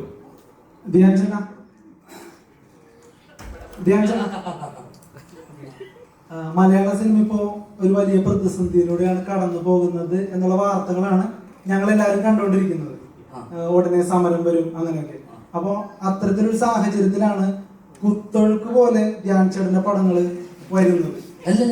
അല്ലല്ല, ചോദ്യം അതെ അതെ. അപ്പൊ ഞാൻ പറയുന്നത് ധ്യാൻ ചേട്ടന്റെ കഴിഞ്ഞ ദിവസത്തെ ഒരു റീല് കണ്ടായിരുന്നു. അതില് ധ്യാൻ ചേട്ടൻ തന്നെ ധ്യാൻ ചേട്ടനെ പടക്കം സ്റ്റാർ എന്നാണ് വിശേഷിപ്പിക്കുന്നത്. അല്ല, ആ റീലിന്റെ കൺസെപ്റ്റ് അതാണ്, ഒരു പടക്കം തോളിലിട്ടുകൊണ്ട് വരുന്നത്. മനസ്സിലാകുന്നുണ്ട്. അപ്പൊ ഒരു പടത്തിനെ ശരിക്കും ഡീമോട്ടിവേറ്റ് ചെയ്യല്ലേ ചെയ്യുന്നത്. ഞങ്ങൾ എത്ര പ്രൊമോട്ട് ചെയ്യാലോ അപ്പൊ കയറൂ. നിങ്ങളോ? ഞങ്ങള് മീഡിയ ടീം. നിങ്ങൾ കാരണം എത്ര പടം എന്റെ ഓടി. അല്ല ചേട്ടാ ചേട്ടാ ചേട്ടാ ധ്യാൻ ചേട്ടാ പരിപാടി ഞാൻ ഈ പരിപാടി കുറച്ചു നേരം ഇതുവരെ കാണുന്നതാണ്. ചേട്ടനിപ്പോ നിങ്ങൾ കാരണം എന്റെ ഓടി ഒരു പടം പറഞ്ഞത് എനിക്ക് പറഞ്ഞ എന്റെ കൊള്ളാമത്തെ ഒരു പടം നിങ്ങൾ കാരണം നീ കാരണം ഓടിച്ചു. നല്ലൊരു തിരക്കഥയുള്ള പടം ഓടിയിട്ടുണ്ട്. നല്ലൊരു തിരക്കഥയുള്ള പടം ഓടിയിട്ടുണ്ട്. ചേട്ടൻ ഏത് നല്ല തിരക്കഥ കൊട്ടിയ പടം പറ, കൊട്ടിയ പടം പറ. നീ തോറ്റു പോയില്ല. ഇല്ലില്ല, തോറ്റു പോയില്ല ചേട്ടാ. ചേട്ടാ കപ്പൽ മുതലാളി ഇപ്പൊ 21 ഗ്രാംസ് പറഞ്ഞു. അല്ലല്ല, കപ്പൽ മുതലാളി ഞാൻ പറയട്ടെ, നിങ്ങളുടെ വിഷയത്തിൽ അല്ല ചോദ്യം ഒന്ന് ഫിനിഷ് ചെയ്തോട്ടെ. ചോദ്യം ഫിനിഷ് ചെയ്തോട്ടെ. അതായത് കപ്പല് മുതലാളി താരതമ്യേന നല്ല പടമാണ്. ഞാൻ കണ്ടിട്ടുള്ളതാ. നിനക്കിഷ്ടമായത് നിന്റെ ഇഷ്ടം, എന്റെ ഇഷ്ടം എനിക്ക് ഇഷ്ടമില്ല പടം. പക്ഷെ 21 ഗ്രാംസ് താരതമ്യേന നല്ല പടം. ബോക്സ് ഓഫീസ് ഹിറ്റ് ആണെന്നല്ല പറയുന്നത്. കപ്പലും ബോക്സ് ഓഫീസ് ഹിറ്റ് അല്ല. പക്ഷെ ഞാൻ പറഞ്ഞു വന്നത് അത് ഭയങ്കരമായിട്ട് കളിയല്ല.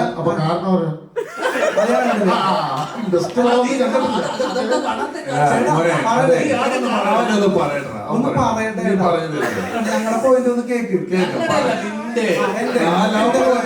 എന്റെ പോയിന്റ് കാരണം ഇപ്പൊ തന്നെ ഞാൻ പറയാം.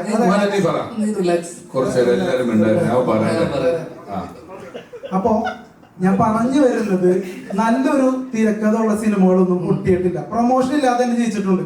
ഞങ്ങളിപ്പോ വരാത്ത പടങ്ങൾ ഒരുപാട് ജയിച്ച് ഞങ്ങൾ കണ്ടിട്ടുണ്ട്. മനസ്സിലാവുന്നുള്ളൂ. പിന്നെ എന്റെ ഒരു അഭിപ്രായം, മലയാള സിനിമയുടെ ഒരു പ്രേക്ഷകൻ എന്നുള്ള നിലയിൽ പറയാണ്, ഏറ്റവും വലിയ പ്രതിസന്ധി ഈ പറയുന്ന പോലെ ഒരു കണക്കുമില്ലാണ്ട് ചൂടപ്പം പോലെ ഇറങ്ങുന്ന സിനിമകളാണ്. അത് നിങ്ങൾ പ്രൊഡ്യൂസർമാര് ഫുൾ സ്ക്രിപ്റ്റ് വായിച്ചു നോക്കിയിട്ട് പടങ്ങൾ ഇനി മുതൽ സെലക്ട് ചെയ്യണം എന്നാണ് എന്റെ അഭിപ്രായം ആസ് എ പ്രേക്ഷകൻ. മനസ്സിലാവുന്നുള്ളൂ. അങ്ങനെയാണെങ്കിൽ പടത്തിന്റെ ഹിറ്റ് ആ ഒരു നിരക്കിലൊക്കെ ഒരുപാട് മാറ്റം വരും. അതല്ലാതെ നിങ്ങളുടെ ഇന്റൻഷൻ എന്താണ് ഇങ്ങനെയുള്ള കുറെ പടങ്ങൾ പ്രതീക്ഷ വെക്കേണ്ടതെന്ന് പറയുന്നത്? ഞങ്ങളൊക്കെ ഒരു സിനിമാക്കാരനാവണമെങ്കിൽ തന്നെ ഒരുപാട് പ്രതീക്ഷയിലാണ്. ഇപ്പൊ കപ്പൽ മുതലാളി കഴിഞ്ഞ എത്ര നായക വേഷം രമേഷ് പിഷാരടിച്ചേട്ടന് കിട്ടി? കപ്പൽ മുതലാളി കഴിഞ്ഞു, എത്ര നായക വേഷം കിട്ടി രമേഷ് പിഷാരടിച്ചേട്ടന്? സൈഡ് റോളിലോട്ട് പോയില്ലേ? പക്ഷെ ചേട്ടന് എത്ര പടം പൊട്ടിയിട്ടും പടം കിട്ടുന്നുണ്ട്. നിനക്ക് ഇതിന്റെ പെറിഫറൽ ആയിട്ടുള്ള കാര്യങ്ങൾ മാത്രമേ അറിയുള്ളൂ. ഒരു പ്രൊഡ്യൂസറും ഒരു ഡയറക്ടറും ഒരിക്കലും എന്നെ വെച്ചിട്ട് എത്ര പടം പൊട്ടി, എന്നെ വെച്ചിട്ട് എന്തിനാ വീണ്ടും വീണ്ടും പടം എടുക്കുന്നത്? വേറെ ടോക്കാണ് പോണത്. പറയാൻ പറ്റില്ല. ഇത്രയും പറഞ്ഞില്ല, അതും കൂടെ പറ. ഒരു പ്രൊഡ്യൂസർ ഇരിക്കുന്നു, പറയാൻ പറ്റില്ല. അല്ല പറ, നീ പറഞ്ഞോ. അതായത് ചേട്ടന്റെ കമന്റ്സിൽ വരുന്നത് കള്ളപ്പണം വെളുപ്പിക്കൽ സ്റ്റാർ എന്നൊക്കെയാണ്. ആയിക്കോട്ടെ, അതുകൊണ്ട് അവർക്ക് ഗുണമുണ്ടാകുന്നുണ്ട്. ഞാനതല്ല വിളിപ്പിക്കുന്നത്. എനിക്ക് റെക്കോർഡിലാണ് ഇതൊന്നും അതുകൊണ്ട് എനിക്കെന്താണ് ഗുണം? ആ രീതിയിൽ അവർക്ക് ഗുണം ഉണ്ടാവുന്നുണ്ടോ? അപ്പൊ എന്റെ പടം ഏതോ നഷ്ടമായിട്ടില്ലേ? എല്ലാരും വിളിപ്പിച്ചില്ലേ?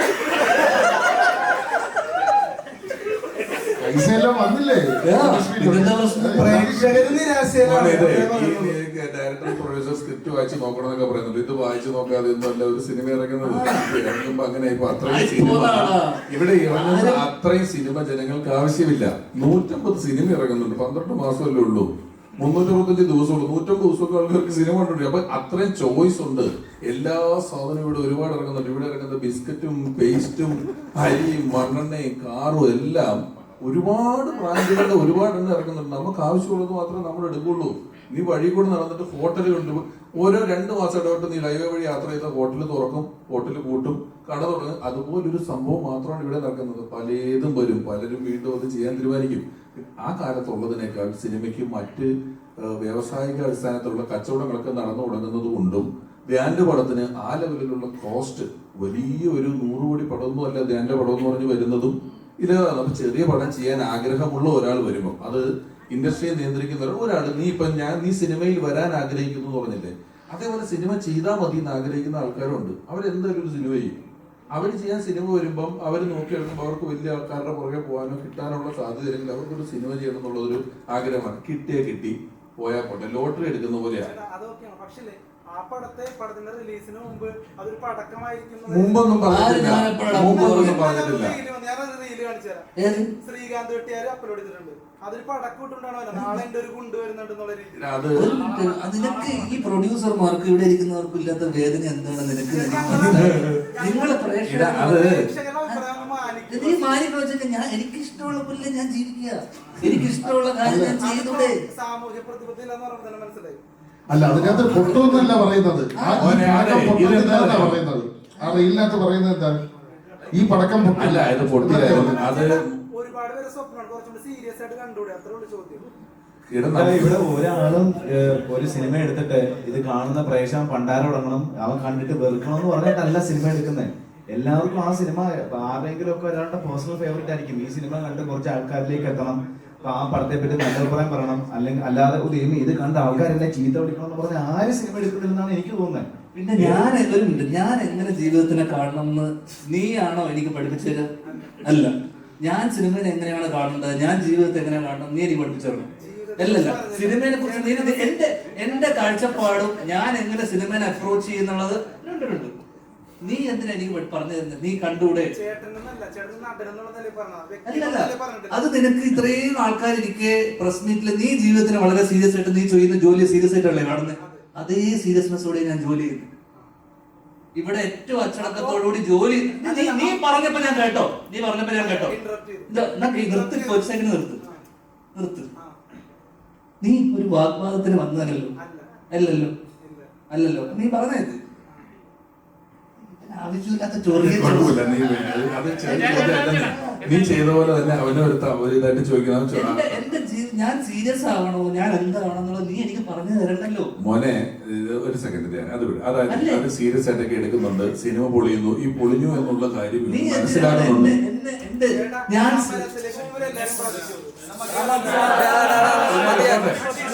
മോനെ സമരത്തിലേക്ക് പോണമെന്ന് ഞങ്ങളല്ല.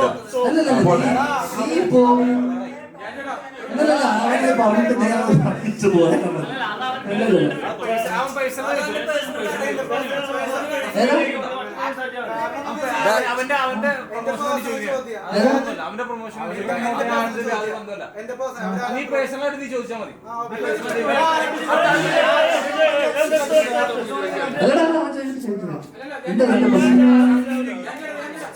ഇത് കഴിഞ്ഞിട്ട് നമുക്ക് ഇരുന്ന് സംസാരിക്കാം. ഇത് നല്ലൊരു കോമഡി സിനിമ, സീരിയസ് സിനിമ ഒന്നല്ല. ആ റീൽ ഉൾപ്പെടെ എല്ലാം കോമഡിയാണ്. ഇതൊരിക്കലും നമ്മള് ഈ പറയുന്ന ഇത്രയും ആൾക്കാർ നീ ഇപ്പൊ ആലോചിച്ച് നോക്ക്. ഞാൻ സീരിയസ് ആയിട്ട്, അത് വളരെ പേഴ്സണൽ ആണ് നീ ചോദിച്ച കാര്യം. ഞാൻ ചോദിച്ച അത് നിനക്ക് എന്റെ അടുത്ത് ഈ ഒരു പടത്തിന് ഞാൻ പ്രൊമോട്ട് ചെയ്യാൻ നിൽക്കുന്ന ഒരു സ്ഥലത്ത് ഇത്രയും ആൾക്കാർ ഇരിക്കുന്ന സ്ഥലത്ത് ഒരു മിനിറ്റ് സഹോദരൻ. അപ്പൊ ഞാൻ പറയല്ലേ, നീ അത് കേക്ക്. നീ ഒരു ചോദ്യം ചോദിച്ചില്ലേ, നിങ്ങൾ കുറച്ചുകൂടെ സീരിയസ് ആയി കണ്ടോ? ഞാൻ മറുപടി പറഞ്ഞട്ടെ. ഞാൻ എങ്ങനെ ജീവിതത്തിനെ കാണണം, ഞാൻ എങ്ങനെ സിനിമയെ അപ്രോച്ച് ചെയ്യണം എന്നുള്ളത് നീ എനിക്ക് ദയവ് ഇത് പറഞ്ഞു തരുന്നു. നിന്നെ ഒരിക്കലും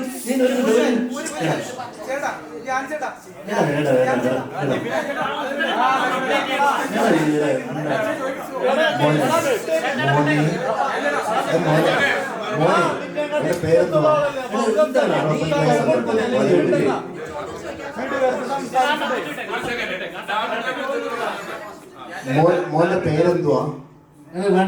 അല്ല, ഏത് ചാനലാ? അതും വേണ്ട അല്ലേ? പക്ഷെ എനിക്കിപ്പോ നല്ലൊരു അറിവ് കിട്ടി. ഇപ്പം ഞാന് 40 വർഷമായി.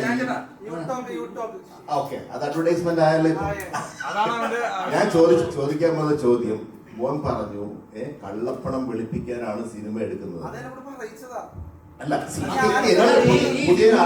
താഴെ ഇടുന്ന കമന്റ് വായിച്ചിട്ടാണോ നീ പറയാ കള്ളപ്പണം വെളുപ്പിക്കുന്ന കാര്യം? നിനക്ക് എന്ത് അടിസ്ഥാനം ഉണ്ടായിരുന്നു? പറയാം, എന്ത് പ്രൂഫുണ്ട്? നീ പറയുന്നതിന്? നീ താഴെ യൂട്യൂബിൽ കമന്റ് ഇടുന്ന ആൾക്കാർ വേണം പറഞ്ഞിട്ടല്ലേ? നിനക്ക് എന്തെന്നറിയാമോ ഇതിനെ കുറിച്ച്, സിനിമയെ കുറിച്ച്? അപ്പൊ മിണ്ടരുത്. ആവശ്യമില്ല. നമ്മളൊരു സ്ഥലത്ത് വരുമ്പോ ഞാൻ ഇവരെയൊക്കെ എത്ര കാലമായി കാണുന്നത് അറിയാമോ? അൺപ്ലസന്റ് ആയിട്ടുള്ള, ഒഫെൻസീവ് ആയിട്ടുള്ള ചോദ്യങ്ങൾ ചോദിക്കുന്നത് നിർത്തുക.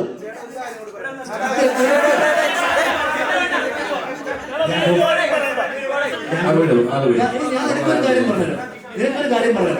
നീ കേട്ടോ? അല്ലല്ല, അവനൊരു കാര്യം പറഞ്ഞോട്ടെ. ഒരു കാര്യം നീ കേട്ടോ? എടാ, ഒരു കാര്യം നീ കേട്ടോ? അല്ല, അവനൊരു ഒരു കാര്യം പറഞ്ഞു. എടാ മോനെ, എടാ നീ അവിടെ അവനെ നിങ്ങൾ കുറവല്ലേ? എടാ, എന്തുകൊണ്ടാണ് എനിക്ക് ഇത്ര സിനിമ എന്നറിയാമോ? ആൾക്കാരെ വെറുപ്പിക്കാതിരിക്കുക. വെറുപ്പിക്കുന്ന ചോദ്യങ്ങൾ വെറുപ്പിക്കരുത്. ഇവിടെ വേണ്ടത് സ്ക്രിപ്റ്റ് പടം ചെയ്യുക, ഇതൊന്നുമല്ല. അച്ചടക്കം, മര്യാദ, എവിടെ എന്ത് സംസാരിക്കണമെങ്കിലും വെറുപ്പിക്കാതിരിക്കുക.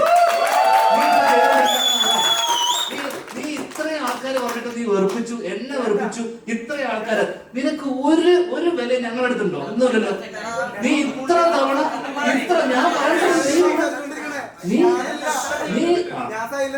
ഞാൻ കുഴപ്പമില്ല. ഇതിനെയും അതിന്റേതായ രസത്തിൽ തന്നെ എടുത്താൽ മതി മോനെ, കുഴപ്പമില്ല.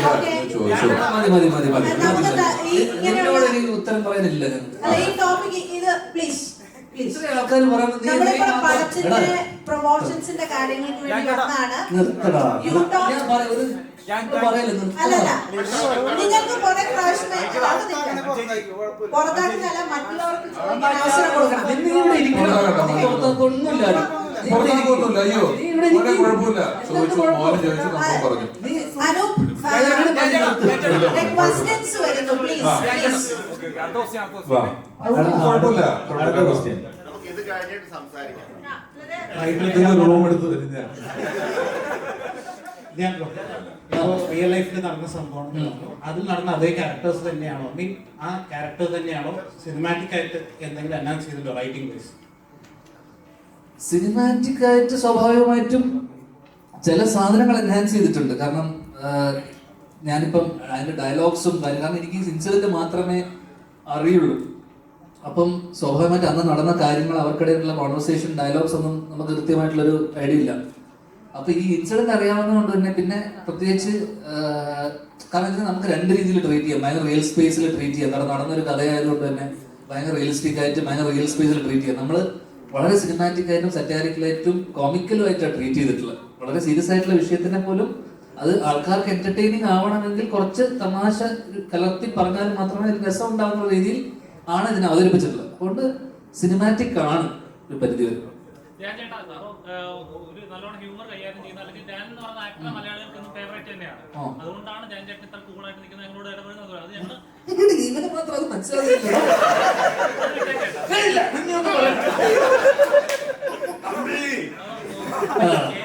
എടാ നിനക്ക് എന്നോടൊന്നും പ്രശ്നമുണ്ടോ? ഇല്ല നീ ചോദ്യം ചോദിക്കരുത്, പ്രശ്നം കഴിഞ്ഞ. ഇത്രയും സ്വാതന്ത്ര്യത്തിൽ നിനക്ക് ഒരാളോട് സംസാരിക്കാൻ പറ്റുന്ന ഞാൻ ഈ ഇൻഡസ്ട്രിയിൽ ഞാൻ മാത്രമായിരിക്കും. അല്ലല്ലേ നീ ഫസ്റ്റ് ചോദ്യത്തിലല്ലേ നിന്നെ പുറത്താക്കിയത്. നീ ഒരിക്കലും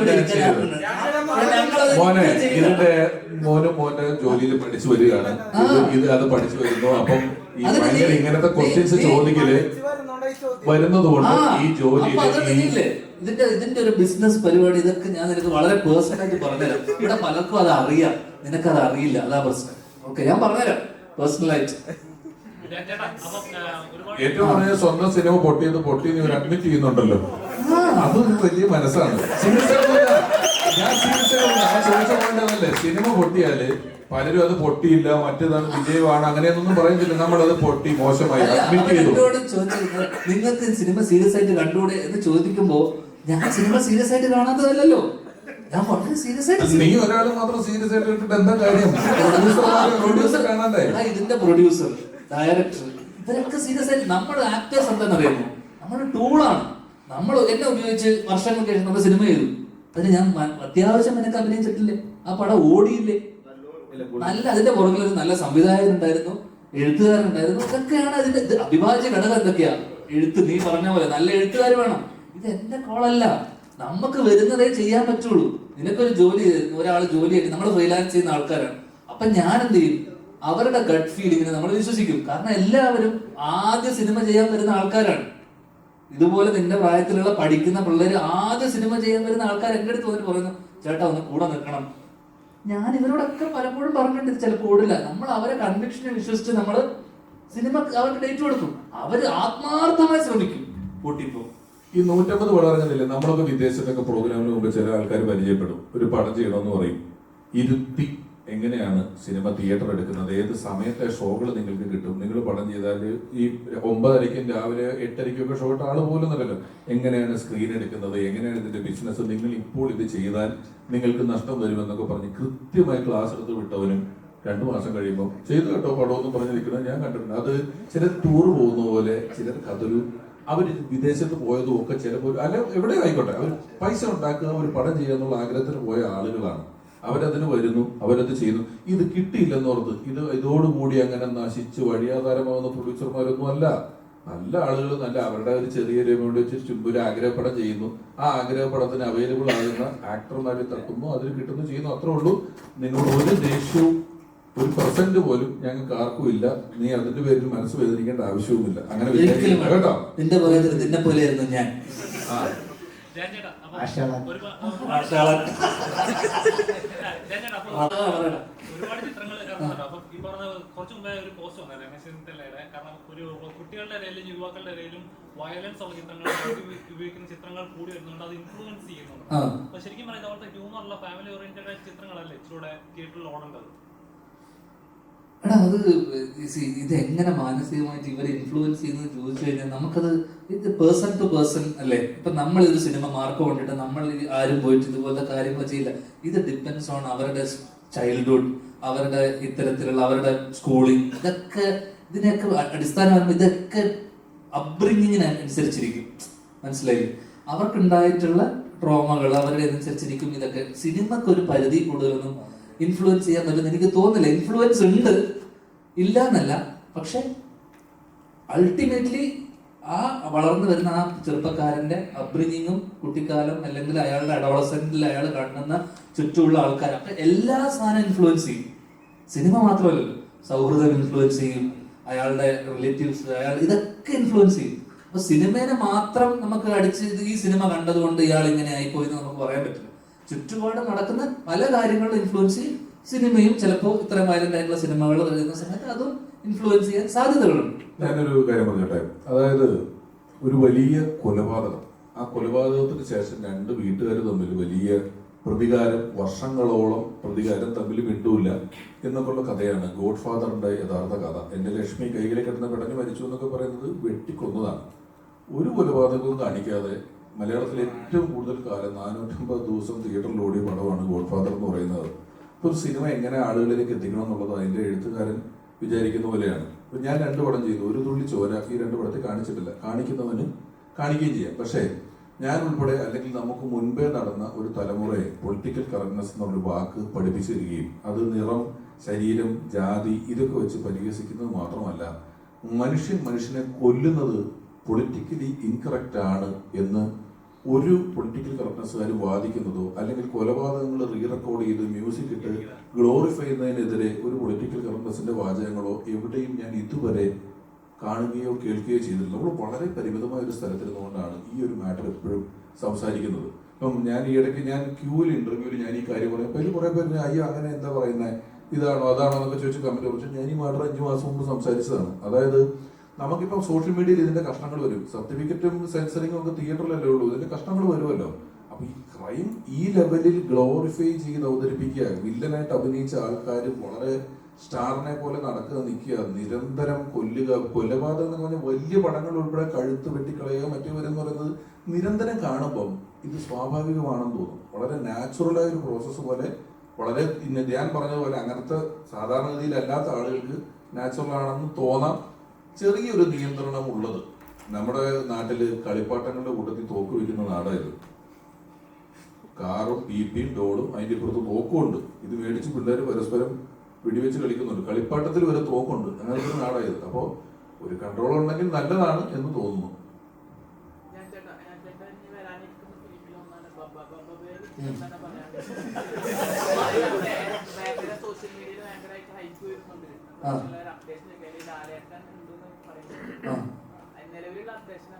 നിലവിൽ ഞാൻ വളരെ സീരിയസ് ആയിട്ട് ചെയ്തൊരു സിനിമയാണ്.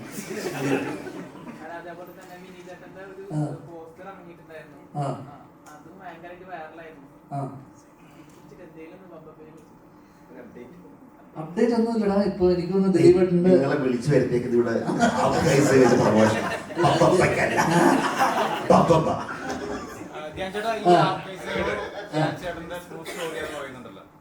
ഏതാ സിനിമ ട്രൂ സ്റ്റോറി എന്ന് പറയുന്നത്. സിനിമ ഇറങ്ങി കഴിഞ്ഞാൽ അതിന്റെ കഥാപാത്രങ്ങളെ കാണിക്കും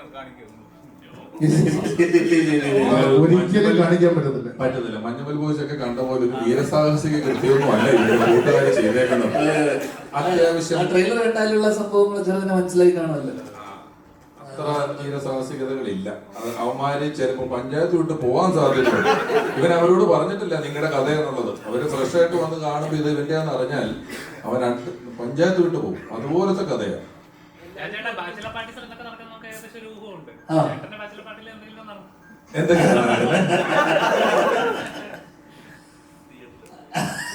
അല്ലല്ല, എനിക്കന്നൊരു ബാച്ചിലർ പാർട്ടി ഇല്ലായിരുന്നു. കാരണം അതിന്റെ ഒരു ഡെയിലി പാർട്ടി ഉള്ളവർക്ക് ഒരു പ്രത്യേകിച്ച് ഒരു ദിവസമായിട്ടൊരു ബാച്ചിലർ പാർട്ടി എന്ന് പറഞ്ഞൊരു ഇല്ല. അപ്പൊ ഞാൻ കല്യാണ തലേന്ന്, ഞാൻ ഈ കഥ പറഞ്ഞിട്ടുണ്ട് പലപ്പോഴായിട്ട്. ഞാൻ കല്യാണ തലേന്ന് രാത്രി ഒരു 9-10 മണി, പിറ്റേ ദിവസം രാവിലെ എൻ്റെ കല്യാണമാണ് 9 മണിക്ക് കണ്ണൂര്. ഞാൻ നേരത്തെ ഇതുപോലെ സാമൂഹിക പ്രതിബദ്ധത ഇല്ലാത്തതുകൊണ്ട് ഞാൻ അളിയനുണ്ടായിരുന്നല്ലേ, ഞാൻ ബാത്റൂമിൽ നിന്ന് ചീട്ട് കളിച്ചോണ്ടിരിക്കുകയായിരുന്നു. അല്ല അളിയുണ്ടായിരുന്നു. ചീട്ട് കളിക്കുന്നു. പിറ്റേ ദിവസം രാവിലെ ഞാൻ എറണാകുളത്താണ്. 10:30 മണിക്ക് രാവിലത്തെ കല്യാണം. രാത്രി 9-9:30 വരെ ഞാൻ എറണാകുളത്ത് ബാത്റൂമിൽ നിന്ന് മത്സരിച്ച് ചീട്ട് കളിയാണ്. അങ്ങനെ ആരോ വന്നിട്ട് എന്നോട് ചോദിച്ചു പോണ്ടേന്ന് ചോദിച്ചു. അപ്പൊ രാവിലത്തേക്ക് ഷർട്ട് എടുക്കണം, മുണ്ട് വേണം, ഒന്നുമില്ല എൻ്റെ കയ്യിൽ. അങ്ങനെ രാവിലെ അപ്പൊ എന്നെ ആരും വിളിക്കുന്നുമില്ല. ആയിരുന്നു കല്യാണത്തിന് ആരും നീ വരുന്നില്ലേ എന്ന് പോലും ആരും വിളിക്കുന്നില്ല. പലരുടെയും വിചാരം അച്ഛൻ വിളിച്ചില്ല, അമ്മ വിളിച്ചില്ല, ആരും വിളിക്കുന്നില്ല. ഞാൻ വിചാരിച്ചു എന്തിനാ പോണേ, ഷൂട്ട് മാറ്റി വെച്ചു. അങ്ങനെ രാത്രി ഒരു 9-10 മണിയായപ്പോഴാണ് ഈ മത്സരത്തിനിടയിൽ എന്നോട് ആരോ മാമൻ വിളിച്ചെന്നെ. അരവിന്ദന്റെ അതിഥികളൊക്കെ ചെയ്ത ജാതി ചെയ്ത മാമൻ വിളിച്ചു പറഞ്ഞു നീ വരുന്നില്ലേ എന്ന് ചോദിച്ച്. അങ്ങനെ ഹോട്ടലുണ്ടോന്ന് ചോദിച്ചു. അപ്പൊ ഞാൻ പറഞ്ഞു ഇല്ല, ഞാൻ എറണാകുളത്താന്ന് പറഞ്ഞു. അങ്ങനെ ആ 10-10:30-11 മണിക്ക് ഞാൻ പുറപ്പെട്ട് ഏകദേശം 4-4:30 മണി വരെ 4-5 മണിയൊക്കെ ആയപ്പോഴാണ് എത്തിയത്. 6 മണി അപ്പോഴേക്ക് ഞാൻ വരുന്ന വഴിക്ക് നീരജിനെ ഹോട്ടലിൽ വെച്ച് കാണുന്നു. ഇവന്റെ കുറെ കലാപരിപാടിയൊക്കെ കഴിഞ്ഞതിന് ശേഷം 9:30 മണിക്ക് ഞാൻ ഉറങ്ങാതെ എഴുന്നേറ്റ് നേരെ ഒരു 9:30 മണിക്ക് ആരോ തന്ന ഡ്രസ്സ് വിട്ട് ഞാൻ നേരെ കല്യാണം താലി കത്തു തിരിച്ച് അതേപടി എറണാകുളത്ത് നിന്ന് പിറ്റേ ദിവസം ചുറ്റുകളി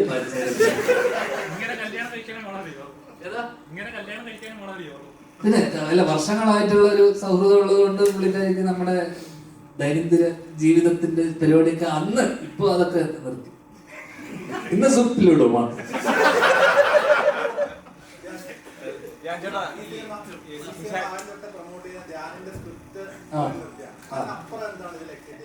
അപ്പുറം ഒന്നുമില്ല. അല്ല അപ്പൊ ഇവന്റെ സംവിധാനം അല്ല സുരേഷ്, ഇതിപ്പോ ഞാൻ പറഞ്ഞില്ല, ഇതിപ്പോ നേരത്തെ പറഞ്ഞ പോലെ മാർക്കോ അല്ലെങ്കിൽ ഇപ്പം ത്രില്ലർ, വയലൻസ് സിനിമകൾ, എല്ലാതരം സിനിമകളും നമുക്കിപ്പോ ഇപ്പൊ ജാതകം വന്നു, റൊമാൻസ് വരുന്നു. അപ്പം കഴിഞ്ഞ കുറച്ച് കാലങ്ങളായിട്ട് നമ്മൾ കാണുന്ന സീസൺ ഹിറ്റ് അടിക്കുന്ന പല സിനിമകളും ത്രില്ലേഴ്സ് ആണ്. ത്രില്ലർ അല്ലെങ്കിൽ ആക്ഷൻ, കാരണം കിഷ്കിന്റെ ആയിക്കോട്ടെ, മാർക്കോ ആയിക്കോട്ടെ, വയലന്റ് ത്രില്ലർ. അപ്പം മാസി വലിയ സിനിമകളാണ്. ചിരി എവിടേക്കോ മിസ്സാവുന്നുണ്ടെന്ന് നമുക്ക് ഫീൽ ചെയ്യുന്നുണ്ട്. അത്തരത്തിൽ വളരെ സിറ്റുവേഷൻ ആയിട്ടുള്ള ശരിക്കും നടന്നൊരു ഇൻസിഡന്റിനെ ബേസ് ചെയ്തുകൊണ്ടുള്ള ചെറിയ നുറുങ്ങ് ചിരികളുള്ള ആ രീതിയിൽ നമുക്ക് തിയേറ്ററിൽ പോയി ഇറങ്ങി വരുന്ന സമയത്ത് പ്രത്യേകിച്ച് യാതൊരു ടേക്ക് ഹോമും ഇല്ലെങ്കിൽ പോലും ആ ചിരിയോടുകൂടി നമുക്ക് ഇറങ്ങി വരാൻ പറ്റുന്ന ഒരു സിനിമയാണ്. അത്തരത്തിലുള്ള സിനിമകളും വേണം, ആവശ്യമാണ്. കാരണം കറക്റ്റായിട്ട് ലാസ്റ്റ് ജാതകം വരുന്നു, പിന്നെ റൊമാൻസ് വരുന്നു, ചിരി നമ്മൾ എവിടെയൊക്കെയോ മിസ്സായ സാധനങ്ങൾ. അപ്പൊ ആ തരത്തിൽ എനിക്ക് തോന്നുന്നു ആ രീതിയിൽ ആ കേസ് ഒരു സിഗ്നിഫിക്കൻസ് ഉണ്ട്. കേസ് ഓഫ് നല്ല ഗുഡ് ഹ്യൂമർ എന്നുള്ള രീതി. അതെ എനിക്ക് ഇഷ്ടപ്പെട്ട ഒരു ഫിലിമാണ്. അപ്പം പക്ഷെ സോഷ്യൽ മീഡിയയിൽ ഒരു സ്റ്റേജ് കഴിഞ്ഞപ്പോഴേക്കും അവർ പറഞ്ഞാൽ ഇത് 30 വയസ്സ് കഴിഞ്ഞവരെ കളിയാക്കുന്ന പോലെ ഫീൽ ചെയ്യുന്നു. ഞങ്ങൾ ഇങ്ങനെ സിനിമയെ കാണാതെ പേഴ്സണൽ ആയിട്ട് എടുക്കുന്ന ഒരു സ്റ്റേജ് ഉണ്ടല്ലോ, അത് വളരെ സൊസൈറ്റി എഫക്ട് ചെയ്യുന്നുണ്ടോ? അല്ല, സിനിമ ഇപ്പൊ കുറെ കാലങ്ങളായിട്ട് സിനിമ എല്ലാവർക്കും വളരെ പേഴ്സണലാണ്. ഇപ്പൊ ഇവനൊക്കെ ഭയങ്കര പേഴ്സണലായിട്ട് എടുക്കുന്നില്ലേ പല കാര്യങ്ങളും. അപ്പൊ അതൊക്കെ ഒന്ന് അവരുടെയൊക്കെ തോളത്താണ് സിനിമ, അവരുടെ റെസ്പോൺസിബിലിറ്റി. കാരണം ഒരു കോമൺ മാൻ റെസ്പോൺസ്, ഇത് എന്റർടൈൻമെന്റിനെ മാറിയിട്ട് വേറെ രീതിയിൽ വളരെ ക്രിട്ടിക്കലായിട്ടും ഇപ്പൊ എനിക്കില്ലാത്ത പ്രശ്നം, ഇവിടെ ഇല്ലാത്ത പലർക്കുള്ള പ്രശ്നം നിങ്ങൾക്കുണ്ടാവും. എന്റെ കരിയറിനെ ആലോചിച്ച്, എന്റെ ജീവിതത്തെ ആലോചിച്ച്, എന്റെ ഇതിനെ പ്രതിസന്ധി, മലയാള സിനിമയുടെ പ്രതിസന്ധി ഒക്കെ അവന്റെ തോളിലാണ്. ഒക്കെ അവർക്ക് പേഴ്സണലാണ്, മനസ്സിലായില്ലേ? കാരണം അത് നമുക്ക് ഒരിക്കലും ഇത് ചെയ്യാൻ പറ്റില്ല. അത് അവന്റെ പേഴ്സണൽ തോട്ടാണ്, നമുക്ക് ഒരിക്കലും ഇത് ചെയ്യാൻ പറ്റാത്ത. അപ്പം പലർക്കും പലതും പേഴ്സണൽ ആവുന്നിടത്ത് എന്ത് പറ്റുമെന്ന് വെച്ച് കഴിഞ്ഞാൽ ഒരു കൈൻഡ് ഓഫ് ഹെയ്റ്റ് പ്രൊപ്പഗേറ്റ് ചെയ്ത് തുടങ്ങും നമ്മൾ. അപ്പൊ ഈ ഹെയ്റ്റ് എന്ന് പറയുന്ന സാധനം, ഞാൻ ഇവനെ ഒന്നും ചെയ്തിട്ടില്ല, പക്ഷെ അവൻ എന്നോട് വെറുപ്പുണ്ട്, ഞാൻ ഇവൻ എന്ത് ചെയ്തു? അപ്പോ എന്ത് ചെയ്തിട്ടാണ് അവൻ എന്നോട് ഇത്ര പ്രശ്നം? കാരണം ഞാൻ എത്രയോ കാലങ്ങളായിട്ട് ഞാൻ സിനിമ ചെയ്യുന്നു. അപ്പൊ നമുക്ക് ഇവിടെ ആൾക്കാരെ വെറുക്കുന്ന എന്തിനാണെന്നറിയാമോ? നമ്മൾ സിനിമ ചെയ്തുകൊണ്ട് നമ്മൾ ഏറ്റവും ഇവിടെ വലിയ സൂപ്പർ സ്റ്റാർ ആയിട്ടുള്ള വലിയ നല്ല സിനിമ ചെയ്യുന്നവരൊക്കെ നല്ല മനുഷ്യന്മാരാണെന്ന് നിങ്ങൾക്ക് തോന്നുന്നുണ്ടോ? ഒരിക്കലല്ലായിരിക്കും. ചിലപ്പോ അത് ഓടാത്ത പല പൊട്ടി സിനിമ ചെയ്യുന്ന ഞാനോ നല്ല മനുഷ്യനല്ലടാ. അത് ഈ ജഡ്ജ് ചെയ്യുന്നതും ആസ്വദിക്കുന്നതായിട്ട് വലിയ വ്യത്യാസമുണ്ട്. വിദേശത്തൊക്കെ ഒരു ബ്രേക്ക്ഫാസ്റ്റ് കൊണ്ടുവന്നാൽ എൻജോയ് യുവർ ബ്രേക്ക്ഫാസ്റ്റ് കൊണ്ട് നമ്മൾ എൻജോയ് ചെയ്യാനാണ് പറയുന്നത്. ഇവിടെ നമ്മൾ എല്ലാ സാധനവും വളരെ ജഡ്ജ് ചെയ്യാണ്. അപ്പോൾ ഇപ്പം ഞങ്ങളുടെ ഇന്റർവ്യൂ, ഞങ്ങളെല്ലാവരും ഈ പടത്തിന്റെ പ്രൊമോഷൻ ഇന്റർവ്യൂ ചെയ്തല്ലോ, ഞങ്ങൾ 4-5 സുഹൃത്തുക്കളാണ്. ഞങ്ങൾ അങ്ങോട്ടും ഇങ്ങോട്ടൊക്കെ പറയുന്നത്. ഞാൻ ഇതിന്റെ ചില ഇന്റർവ്യൂ ഒക്കെ ലിങ്ക് കിട്ടി ഇങ്ങനെ കമന്റ് ഒക്കെ വായിച്ചു നോക്കുമ്പോൾ ചില ആൾക്കാർ ഈ ധ്യാൻ അത് പറഞ്ഞത് തുഷാരടിക്ക് ഇഷ്ടപ്പെട്ടില്ല, മറ്റവൻ ഇവന്റെ ഈ സമയം എത്രയും അജു വർഗീസ് അങ്ങോട്ട് നോക്കിയിരുന്നത് നിങ്ങളിൽ എത്ര പേർ ശ്രദ്ധിച്ചു. ഇതൊന്നുമില്ല. ഇതൊക്കെ ഇവർ പേഴ്സണലായി എടുത്ത് ഞങ്ങളുടെ ഓരോരുത്തരുടെയും ആ സമയത്തെ മാനസികതയിൽ എന്തായാലും ഞങ്ങൾ ഇങ്ങനെ ഒരു വിദ്വേഷം മനസ്സിൽ വെച്ചിട്ടായിരിക്കും ഇത് ചെയ്തതെന്നൊക്കെ ഓവർ തിങ്ക് ചെയ്ത് കഥകൾ മെനഞ്ഞ് കമന്റുകൾ ഇട്ടുകൊണ്ടിരിക്കുകയാണ് പലതരത്തില്. അവിടെ ഇതിനെ എന്ത് രസമായിട്ട് കണ്ട് ചിരിച്ച് മറക്കാവുന്ന ഒരു കാര്യമുണ്ട്. ഇതൊരു ഇന്റർവ്യൂ അല്ല, അതൊരു ഇനം ഞങ്ങൾ പ്രസന്റ് ചെയ്തൊന്നുമല്ലോ. ഞാൻ പണ്ടൊക്കെ, ഞാൻ ഇന്നലെ ധ്യാനെ വിളിച്ചു പറഞ്ഞു, ഞാന് നമ്മുടെ പ്രോഗ്രാം കണ്ടിട്ട് നല്ലതാന്ന് പറയുന്ന ആൾക്കാരുണ്ട്, TV ഷോ കണ്ടിട്ടുണ്ട്, സിനിമ കണ്ടിട്ട് വരുന്നുണ്ട്, ഇന്റർവ്യൂ കണ്ടിരുന്നു നന്നായിരുന്നു എന്നൊക്കെ ചിലർ പറഞ്ഞു. അതൊരു ഐറ്റം പോലെയായി, ഒരു ഐറ്റം നമ്മൾ ചെയ്ത പോലെയായി. എനിക്കിതറിയില്ലല്ലോ. ഞാന് ഇടക്കാലത്ത് ഈ ക്യാപ്ഷൻ ഇടുമല്ലോ, ഞാൻ നല്ല ക്യാപ്ഷനുകൾ ഇടുമായിരുന്നു. ഒരു ദിവസം ഞാൻ നോക്കിയപ്പോഴേ, ചേട്ടാ ഇന്നത്തെ ക്യാപ്ഷൻ ഏറ്റില്ലെന്നൊരു കമന്റ്. ഇത് ഞാൻ വെറുതെ ഫോട്ടോ എടുത്ത ഒരു ക്യാപ്ഷൻ അല്ല, ഇത് അതെനിക്ക് പെട്ടെന്ന് കിട്ടല്ലേ. ഒരു ദിവസം കൊണ്ട് ഇത് ക്യാപ്ഷൻ ഇടണം, എനിക്ക് 10 വയസ്സ് പ്രമേയമില്ലാത്ത കാര്യം എനിക്കറിയാലോ. നല്ല ക്യാപ്ഷൻ, ദേഷ്യം വേണ്ട, ചിരിക്കുന്നെങ്കിൽ ഒരു ചിരി വന്നിട്ട് കേട്ടോ ഇന്നത്തെ ക്യാപ്ഷൻ അത്ര ഏറ്റില്ലെന്നൊരു കമന്റ്. ഇതൊക്കെ ജഡ്ജ് ചെയ്യാണ്. ഇതവൻ റിവ്യൂ പറയാൻ തുടങ്ങി എന്റെ ക്യാപ്ഷന്. ഇതിന്റെയൊക്കെ റിവ്യൂ പറയേണ്ട വല്ല കാര്യമുണ്ടോ? അതുകൊണ്ട് ഒരു പ്രശ്നം ഉണ്ടാവും. നമ്മൾ പിറ്റേ ദിവസം ശ്രദ്ധിക്കും ക്യാപ്ഷൻ ഇടുന്ന. ഞാൻ നിർത്തി. എനിക്ക് ജഡ്ജ്മെന്റിന് എന്താ കാര്യം? ഞാൻ ഫോട്ടോ ഇടുന്നില്ല. പക്ഷെ എനിക്ക് നിർത്താൻ പറ്റുന്നില്ല. എനിക്ക് എന്റെ പ്രശ്നം അറിയുമോ? ഈ ഇന്റർവ്യൂ രസമില്ല, ഇത് ചിരിക്കാനൊന്നുമില്ലെന്നോ എനിക്ക് ടെൻഷനാണ്. നന്നാക്കണല്ലോ. അതുണ്ടാക്കാം. പക്ഷെ നിങ്ങൾ ഇനി ജീവ എന്തെങ്കിലും സംസാരിച്ചില്ലെങ്കിൽ ജീവ റെസ്റ്റ്ലെസ് ആയി തുടങ്ങി. ഞാൻ ഈ കാര്യം പറഞ്ഞപ്പോ ഞാൻ ഇവര് ഗുണങ്ങൾ ഒരുപാടുണ്ട്, അതിനെപ്പറ്റി ആരും സംസാരിക്കുന്നില്ല. പിന്നെ നല്ലത് വിശ്വസിക്കാതെയുമായി. അതായത് ഞാൻ ഒരിക്കൽ പറഞ്ഞില്ല, അതായത് ഒരുത്തം പോലും 10 പേരെ ഇടിച്ചിടുന്നത് വിശ്വസിക്കുന്ന അത്ര പോലും ഒരുത്തം പോയി 10 പേർക്ക് കൂടി മേടിച്ചു കൊടുക്കുന്ന സിനിമ വിശ്വസിക്കുകയല്ല. അവനെ നന്മമരെന്നൊക്കെ വിളിച്ച് അവന്റെ ചാണെടുത്തിട്ട് അവന്റെ പരിപിളകളെയും ചെയ്യാൻ പറ്റത്തില്ല. ആരോടെങ്കിലും നന്നായിട്ട് പറഞ്ഞാൽ കേറോളിയായി. അങ്ങനെ ഇപ്പൊ ഓളികളുടെ കാലവും ഉണ്ട്, അത് നമ്മൾ മനസ്സിലാക്കണം. അപ്പൊ എന്തിനേയും കുറ്റം പറഞ്ഞ് ഈസിയാ, പക്ഷെ അതിൽ നിന്ന് എന്തെങ്കിലും ഒരു കാര്യത്തിൽ ഒരു നല്ലതുണ്ടെങ്കിൽ ഇത് കൊള്ളായിരുന്നു കേട്ടോ, അങ്ങനെ പറയുന്നിടത്താണ് ഇപ്പൊ കുറച്ചുകൂടെ റിലവൻസ് ഉള്ളതെന്ന് എനിക്ക് തോന്നുന്നു. പിന്നെ എല്ലാവരും പറയുന്ന ഇവരോട് ചോദിച്ചല്ലോ സിനിമാറ്റിക് ആയിട്ടാണ് ഈ കഥ പറഞ്ഞെന്നുള്ളത്. ശരിക്കും നമ്മുടെ ജീവിതത്തിൽ നടന്ന പല കാര്യവും നമുക്ക് സിനിമയായിട്ട് കാണിക്കാൻ പറ്റില്ല. ഇപ്പം ഈ അടുത്ത് വളരെ നമ്മളെല്ലാം ഞെട്ടിപ്പോയ ഒരു കൊലപാതകം, ഒരാൾ 4-5 പേരെ കൊന്നു. സിനിമയിൽ ഇയാള് കാരണമായി പറഞ്ഞ ഒന്നും സിനിമയ്ക്ക് റീസൺ അല്ല.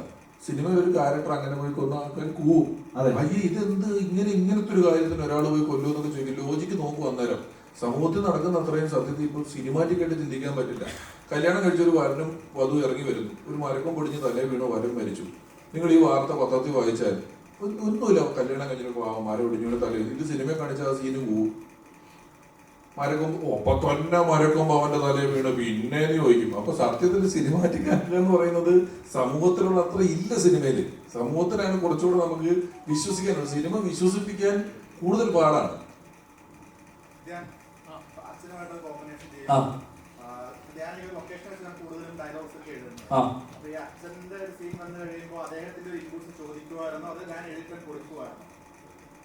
അന്നത്തെ ദിവസം നമ്മൾ എഴുതിയിട്ട് പുള്ളിയുടെ അടുത്ത് നമ്മളൊന്ന് ഡിസ്കസ് ചെയ്തു.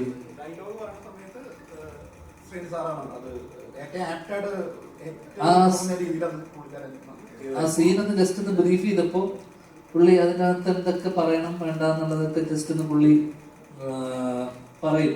അതിനപ്പുറം ഭയങ്കര ഇൻപുട്സ് ഒന്നും ഉണ്ടായിരുന്നു. അല്ല, അങ്ങനെ ഭയങ്കര നിർണായക ഘട്ടമൊന്നും ഈ സിനിമയിൽ അത്തരത്തിലുള്ള വലിയ ഘട്ടങ്ങളൊന്നും ഇല്ല. ഇതിലൊരു നമ്മൾ കോമിക്കലായിട്ടും വളരെ സെറ്റാരിക്കലായിട്ടും പറഞ്ഞു പോകുന്നതുകൊണ്ടും ഈ ഇൻസിഡന്റ് കൃത്യമായിട്ട് പുള്ളിക്ക് അറിയാവുന്നതുകൊണ്ടും അവിടെ വലിയ കോൺവെർസേഷൻസോ ഡയലോഗുകളോ അല്ലെങ്കിൽ അത്തരത്തിലുള്ള സംഭാഷണങ്ങളൊന്നുമില്ല ആ പുള്ളി വരുന്ന ഏരിയയിൽ പ്രത്യേകിച്ച്.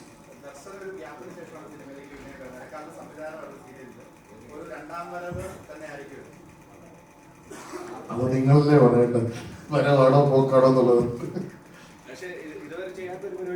ആ എനിക്ക് വളരെ ഇഷ്ടപ്പെട്ട, ഭയങ്കര എന്താ പറയുന്ന, ഭയങ്കര ഫ്രീ ആയിട്ട് ചെയ്യാൻ പറ്റി. അതായത് ഡയറക്ടറിനെയും ധ്യാനിനെയും തന്നെയാണ് ഫുൾ ക്രെഡിറ്റ് കൊടുക്കുന്നത്. ഇന്റർവ്യൂസിൽ രമേശേട്ടൻ ഒത്തുപിടിച്ച് നിൽക്കുന്നുണ്ട്. ധ്യാൻചേട്ടൻ ഒരു പിൻഗാമിയായിട്ട് രമേശേട്ടനെ കാണുന്നുണ്ടോ? കല്ല് വെച്ചെറിയുന്ന ആളില്ലാഞ്ഞിട്ടാ നിന്റെ പിൻഗാമിയാക്കിയതാ. എന്തൊരു കഷ്ടമാടാ യുവമാരുണ്ട്. ഞാൻ ആ മത്സരത്തിന് ഇല്ല. സത്യം പറയട്ടെ, ഭയങ്കര അസൂയോടെ ഞാൻ ഈ മത്സരത്തിന് ഇതിത്തരം ഒരു മത്സരമാണ്, ഒരു മത്സരമായിട്ടല്ല ഞാൻ വന്നത്. പ്രമോഷൻ എന്ന് പറഞ്ഞ് വന്നു കഴിഞ്ഞപ്പോഴേ ഇത് മത്സരമാക്കി. ചിലർ അവൻ അതിലടിച്ചു, ഇവൻ അതിലടിച്ചു, ഇവൻ അങ്ങോട്ട് പറഞ്ഞു. പക്ഷെ ഞാൻ പൊതുവെ ഒരു ഇന്റർവ്യൂ, നമുക്കൊരു ഇന്റർവ്യൂവിന്റെ പോക്ക്, ഇപ്പൊ ഒരാള് സംസാരിക്കുന്നുണ്ടെങ്കിൽ, ഇപ്പൊ സംസാരിക്കുന്ന സമയത്ത് എനിക്ക് എന്തെങ്കിലും കൗണ്ടർ അടിക്കുക, തിരിച്ചു പറയുക, അതിനപ്പുറം ആ മൊത്തം സെഷൻ ഇൻട്രസ്റ്റിംഗ് ആക്കുക എന്നുള്ളതാണ് ഞാൻ എപ്പോഴും ചിന്തിക്കാറ്. കാരണം ഞാൻ ബാക്കിയുള്ളവർക്ക് ഒരു സ്പേസ് കൊടുത്തിട്ടും ബാക്കിയുള്ളവര് സംസാരിക്കട്ടെ, അല്ലെങ്കിൽ അവര് സംസാരിക്കട്ടെ, ജീവക്ക് ചില കാര്യങ്ങളിട്ട് പറയാനുള്ള ഗ്യാപ്പ്. ഞാൻ ബേസിലൂടെ വർഷം ശേഷം ചെയ്യുന്ന സമയത്തും നമ്മൾ അവർക്കൊരു സാധനം ഇട്ട് കൊടുത്താലും അവർ തിരിച്ച് കൗണ്ടർ അടിക്കുള്ളൂ. അപ്പൊ നമ്മൾ അങ്ങോട്ട് പറയാനും ഒരു ഗിവ് ആൻഡ് ടേക്ക് ഉണ്ടാവണം. അപ്പോൾ എല്ലാം ചിലവരിപ്പോ രമേശൻ കോൺസ്റ്റന്റ് ആയിട്ട് അടുത്തുനിന്ന് പറയണം എന്നുള്ള ഡീപ്പ് തിങ്കിങ് ആണ്. അപ്പൊ നമ്മൾ ശ്രദ്ധിച്ചാൽ മതി, ഇന്റർവ്യൂ ശ്രദ്ധിച്ചാൽ മതി, നമ്മളൊരു സാധനം അടിച്ചിട്ട് അവിടെ ചിരിച്ചോണ്ടിരിക്കുമ്പോഴും രമേശല്ലേ ഇപ്പൊ ഒരെണ്ണം അടിച്ച് ഇതിന്റെ മുകളിൽ അടിക്കണം. ശ്രദ്ധിച്ചാൽ മതി, കെയർഫുൾ ആയി ശ്രദ്ധിച്ചാൽ നിനക്ക് മനസ്സിലാവും. എപ്പോഴും ബാക്കിയുള്ളവരുടെ തമാശക്ക് ചിരിക്കില്ല. ഞാന് വളരെ പണ്ട് ഞാനും ധർമ്മനും ഒക്കെ പരിപാടി ചെയ്യുന്ന സമയത്ത് തന്നെ റഫ് മാസ്റ്റേഴ്സ് ഒക്കെ തന്നെ ഞങ്ങൾ അങ്ങനെ അത്ര ചിരിക്കാതെ വളരെ സീരിയസ് ആയിട്ട് നർമ്മം പറഞ്ഞിട്ടുള്ള ആൾക്കാരാണ്. നിന്റെ അച്ഛൻ തമാശ പറയുമ്പോ അദ്ദേഹം പറയുന്ന നിമിഷം വരെ നമുക്കൊരു തമാശ വരുമെന്ന് മനസ്സിലാവില്ല, അതുപോലെ നിൽക്കുമായിരുന്നു. ഞാൻ അദ്ദേഹത്തിനെയൊക്കെ കണ്ടു വളർന്ന ഒരാളാണ്. അതുകൊണ്ട് ഞാൻ പറയട്ടെ അപ്പോ നീ പറഞ്ഞ് തീരുന്നവരെ ഞാൻ മിണ്ടിയിട്ടില്ല. അപ്പോ ഈ തമാശ പറയുന്നതിന് കുറച്ച് മുമ്പേ ആക്ഷനുകൾ തുടങ്ങി. അത് കഴിഞ്ഞ് പറഞ്ഞു ഞാനൊക്കെ വളരെ നിശബ്ദമായിരുന്നത് സൈഡിൽ കൂടെ അടിച്ച് പണ്ടിങ്ങനെ ഈ ഫോണിംഗ് പ്രോഗ്രാമുകളുള്ള കാലത്ത് ഫോൺ പിടിച്ച് നർമ്മം പറഞ്ഞ് ശീലിച്ചതാണ്. പിന്നെ അതൊക്കെ നിർത്തി എത്രയോ നാൾ കഴിഞ്ഞിട്ട് നിന്റെയൊക്കെ ഇടയിൽ വന്ന് പെട്ടത്. അന്നാണ് എന്റെ തലയിലെ ഏതോ ഞെരമ്പിൽ കൂടെ ഒക്കെ കുറെ നാളിന് ശേഷം കറണ്ട് ഓടുന്നത്. അതുവരെ ഒന്നും ഞാൻ ഇങ്ങനത്തെ കൗണ്ടർ വലിക്ക് കുറെ നാളായി. എന്റെ തട്ടമാണ്.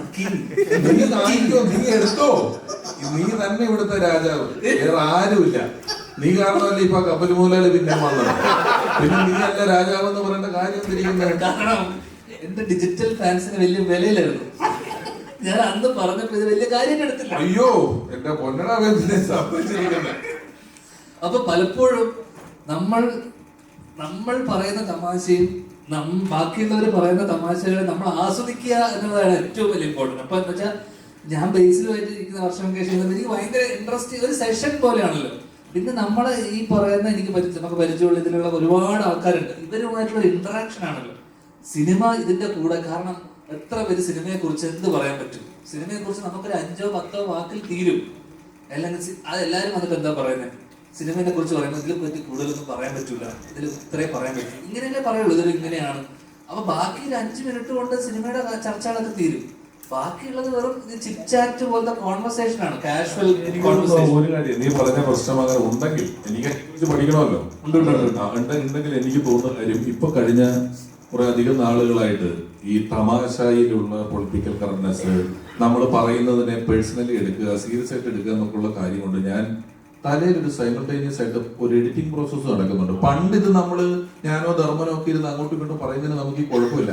ഇപ്പം പ്രത്യേകിച്ച് ഞാൻ എന്റെ രാഷ്ട്രീയമൊക്കെ തുറന്നു നിൽക്കുന്ന സാഹചര്യത്തിൽ നമ്മൾ പറയുന്ന സാധനത്തിന്റെ ഏതെങ്കിലും ഒരു വാക്കോ അറ്റോ മൂലയുടെ ഒരു കഷ്ണം കൊണ്ടുപോയി ഹെഡിങ് ആക്കി മറ്റൊരു സാധനമാക്കി മാറ്റപ്പെടുമെന്നൊരു ഭയം ഉള്ളത് കൊണ്ട് പറയുന്നതിന് മുമ്പ് ചിലപ്പോൾ ഇങ്ങനെ ചിന്തിക്കുന്നുണ്ടാവും, അതായിരിക്കും. അല്ലാതെ അടുത്തത് ആർക്കിട്ട് എന്തടിക്കാതെ എനിക്ക് തമാശ പറയുന്നതിന് പ്രതിഫലമായി പണം കിട്ടി ശീലിച്ചവനാ ഞാൻ. അതുകൊണ്ട് ഞാൻ ഫ്രീ ആയിട്ട് പറയുമ്പോൾ എനിക്ക് അതാ കൗണ്ട്. അത് പറഞ്ഞാൽ ഞാൻ എന്റെ കുടുംബം നോക്കിയത്. അപ്പൊ ഞാൻ കൂട്ടത്തിൽ വന്ന് വെറുതെ ഇരുന്ന് പറയുമ്പോൾ ആലോചിച്ച് നല്ലൊരു പൗഡർ അടിക്കണം എന്നും ഒരു പിണ്ണാക്കും ആലോചിക്കുന്നില്ല. അവിടെ ഇപ്പൊ ഉണ്ടാക്കിയ ഒരു സാധനം ഇപ്പൊ ആലോചിച്ചിട്ട് ആലോചിച്ചു തന്നെ കിട്ടിയതാ. ഇങ്ങനെ പറഞ്ഞെങ്കിൽ എന്തെങ്കിലും ഉണ്ടാവണമല്ലോ. സാർ നീ തന്നെ രാജാവ്. എടാ നമ്മൾ ഒറ്റ കെട്ട കേട്ടോ, നമ്മളെ ഒറ്റ കെട്ട, ഞാനും നീയും നമുക്ക് ഒന്നിച്ച ഒരൊറ്റ ശത്രുവുള്ളൂ ഇവിടെ. ഈ കള്ളപ്പണം വെളുപ്പിക്കുന്നവരുമായിട്ടുള്ള കൂട്ട് നമ്മൾ എല്ലാം അവസാനിപ്പിക്കുകയാണ്. ഇത് നമുക്കിതില്ല, ഇതില്ല, ഞാനില്ല. ഈ സാമൂഹിക പ്രതിബദ്ധത ഇല്ലാത്തവരുടെ കൂട്ടത്തിൽ നിന്നും എന്നെ രക്ഷിക്കൂ. നമുക്ക് പോയി എന്തെങ്കിലും സാമൂഹിക പ്രതിബദ്ധതയോടെ എന്തെങ്കിലും ചെയ്യാം. നമുക്ക് കാണ ക്ലീനാക്കാൻ പോവാം. വരുന്നുണ്ടോ? പണ്ട് NSSന്റെ ഗാനം ക്ലീനാക്കിയിട്ടുള്ളതാണ്. നമുക്ക് ഇപ്പൊ പോയി ചെയ്യാം. റെഡിയാണ്? ആരെങ്കിലും വരുന്നുണ്ടോ ഗാനം ക്ലീനാക്കാൻ?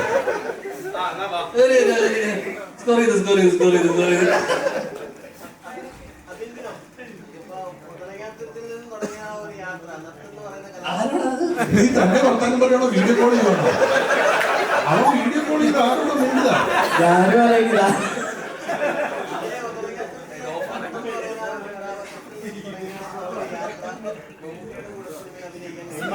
മോനെ ഇത് നീ പറഞ്ഞാൽ മതിയോ? ഞങ്ങള് കേക്കണ്ടേ? ആരെങ്കിലും വന്നൊരു മൈക്ക് കൊടുക്കുമോ?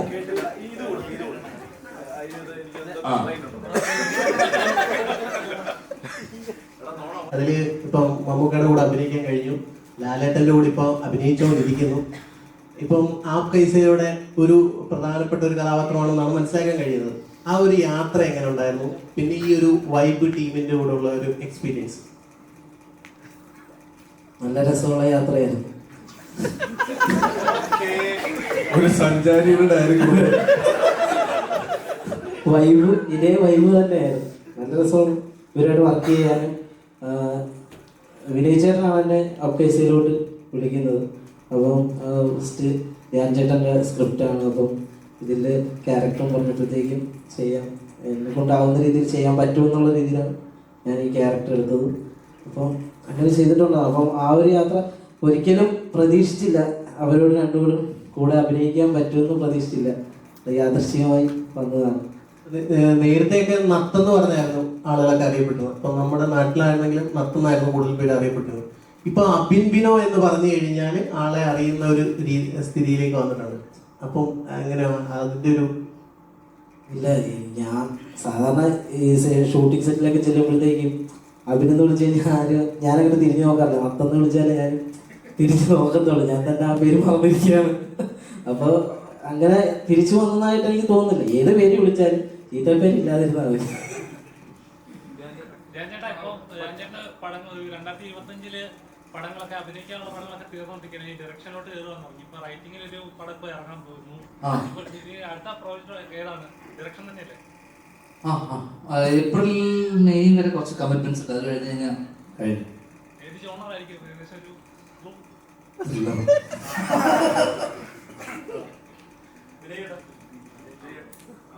ഒരുപാട് ഹാസ്യ പടങ്ങൾ വർക്ക് ചെയ്തിട്ടുള്ള ആളാണ്.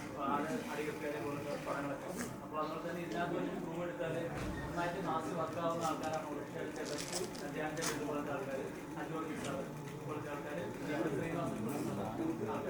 അപ്പോൾ ഡയറക്ടേഴ്സുമാണ് ഇവരുടെ കൂടെ എക്സ്പീരിയൻസ് ചെയ്തിട്ട് വർക്ക് ചെയ്യാനൊക്കെ എക്സ്പീരിയൻസ്. അതുപോലെ തന്നെ ഏതാണ്ട് ഒരു വർഷത്തിന് ശേഷമാണ് സിനിമ വരുന്നത്. അപ്പോൾ താങ്കളുടെ മാനസികാവസ്ഥയൊക്കെ എങ്ങനെയായിരുന്നു? ഒരു വർഷത്തിന് ശേഷം സിനിമ വരുമ്പോൾ അത്രയും നാൾ സിനിമ 14 വർഷമായിട്ട് അസിസ്റ്റന്റ് ക്ലീനേഴ്സ് തുടങ്ങി ഞാൻ അസിസ്റ്റന്റ് ആയിട്ട് നിൽക്കുന്നതാണ്. അപ്പൊ അടികപ്പേര് തുടങ്ങി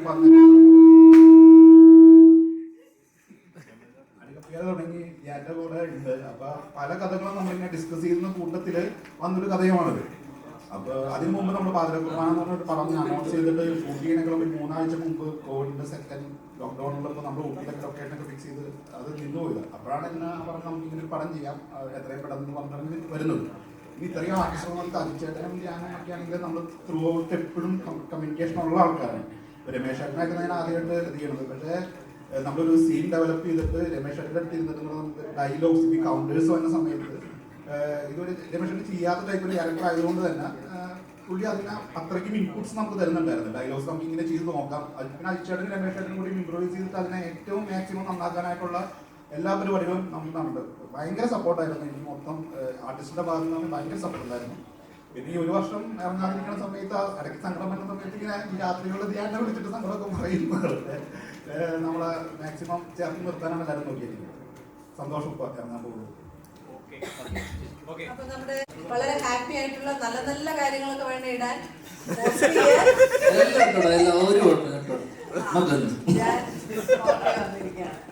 അപ്പൊ എല്ലാരും നാളെ സിനിമ കാണാനും കൂടെ എത്തണം കേട്ടോ.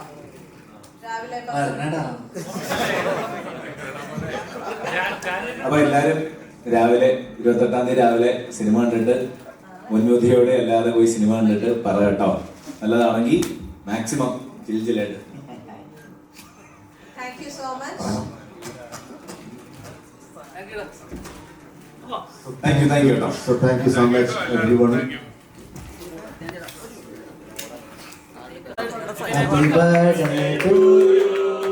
Happy birthday to you. Happy birthday dear Anamoli. Happy birthday to you.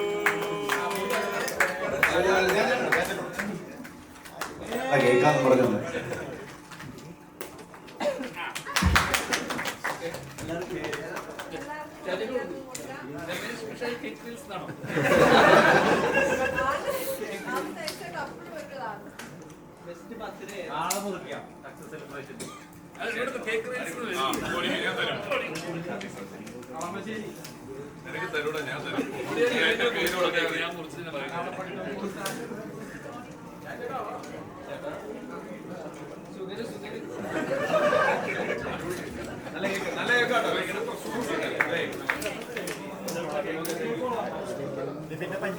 Thank you guys.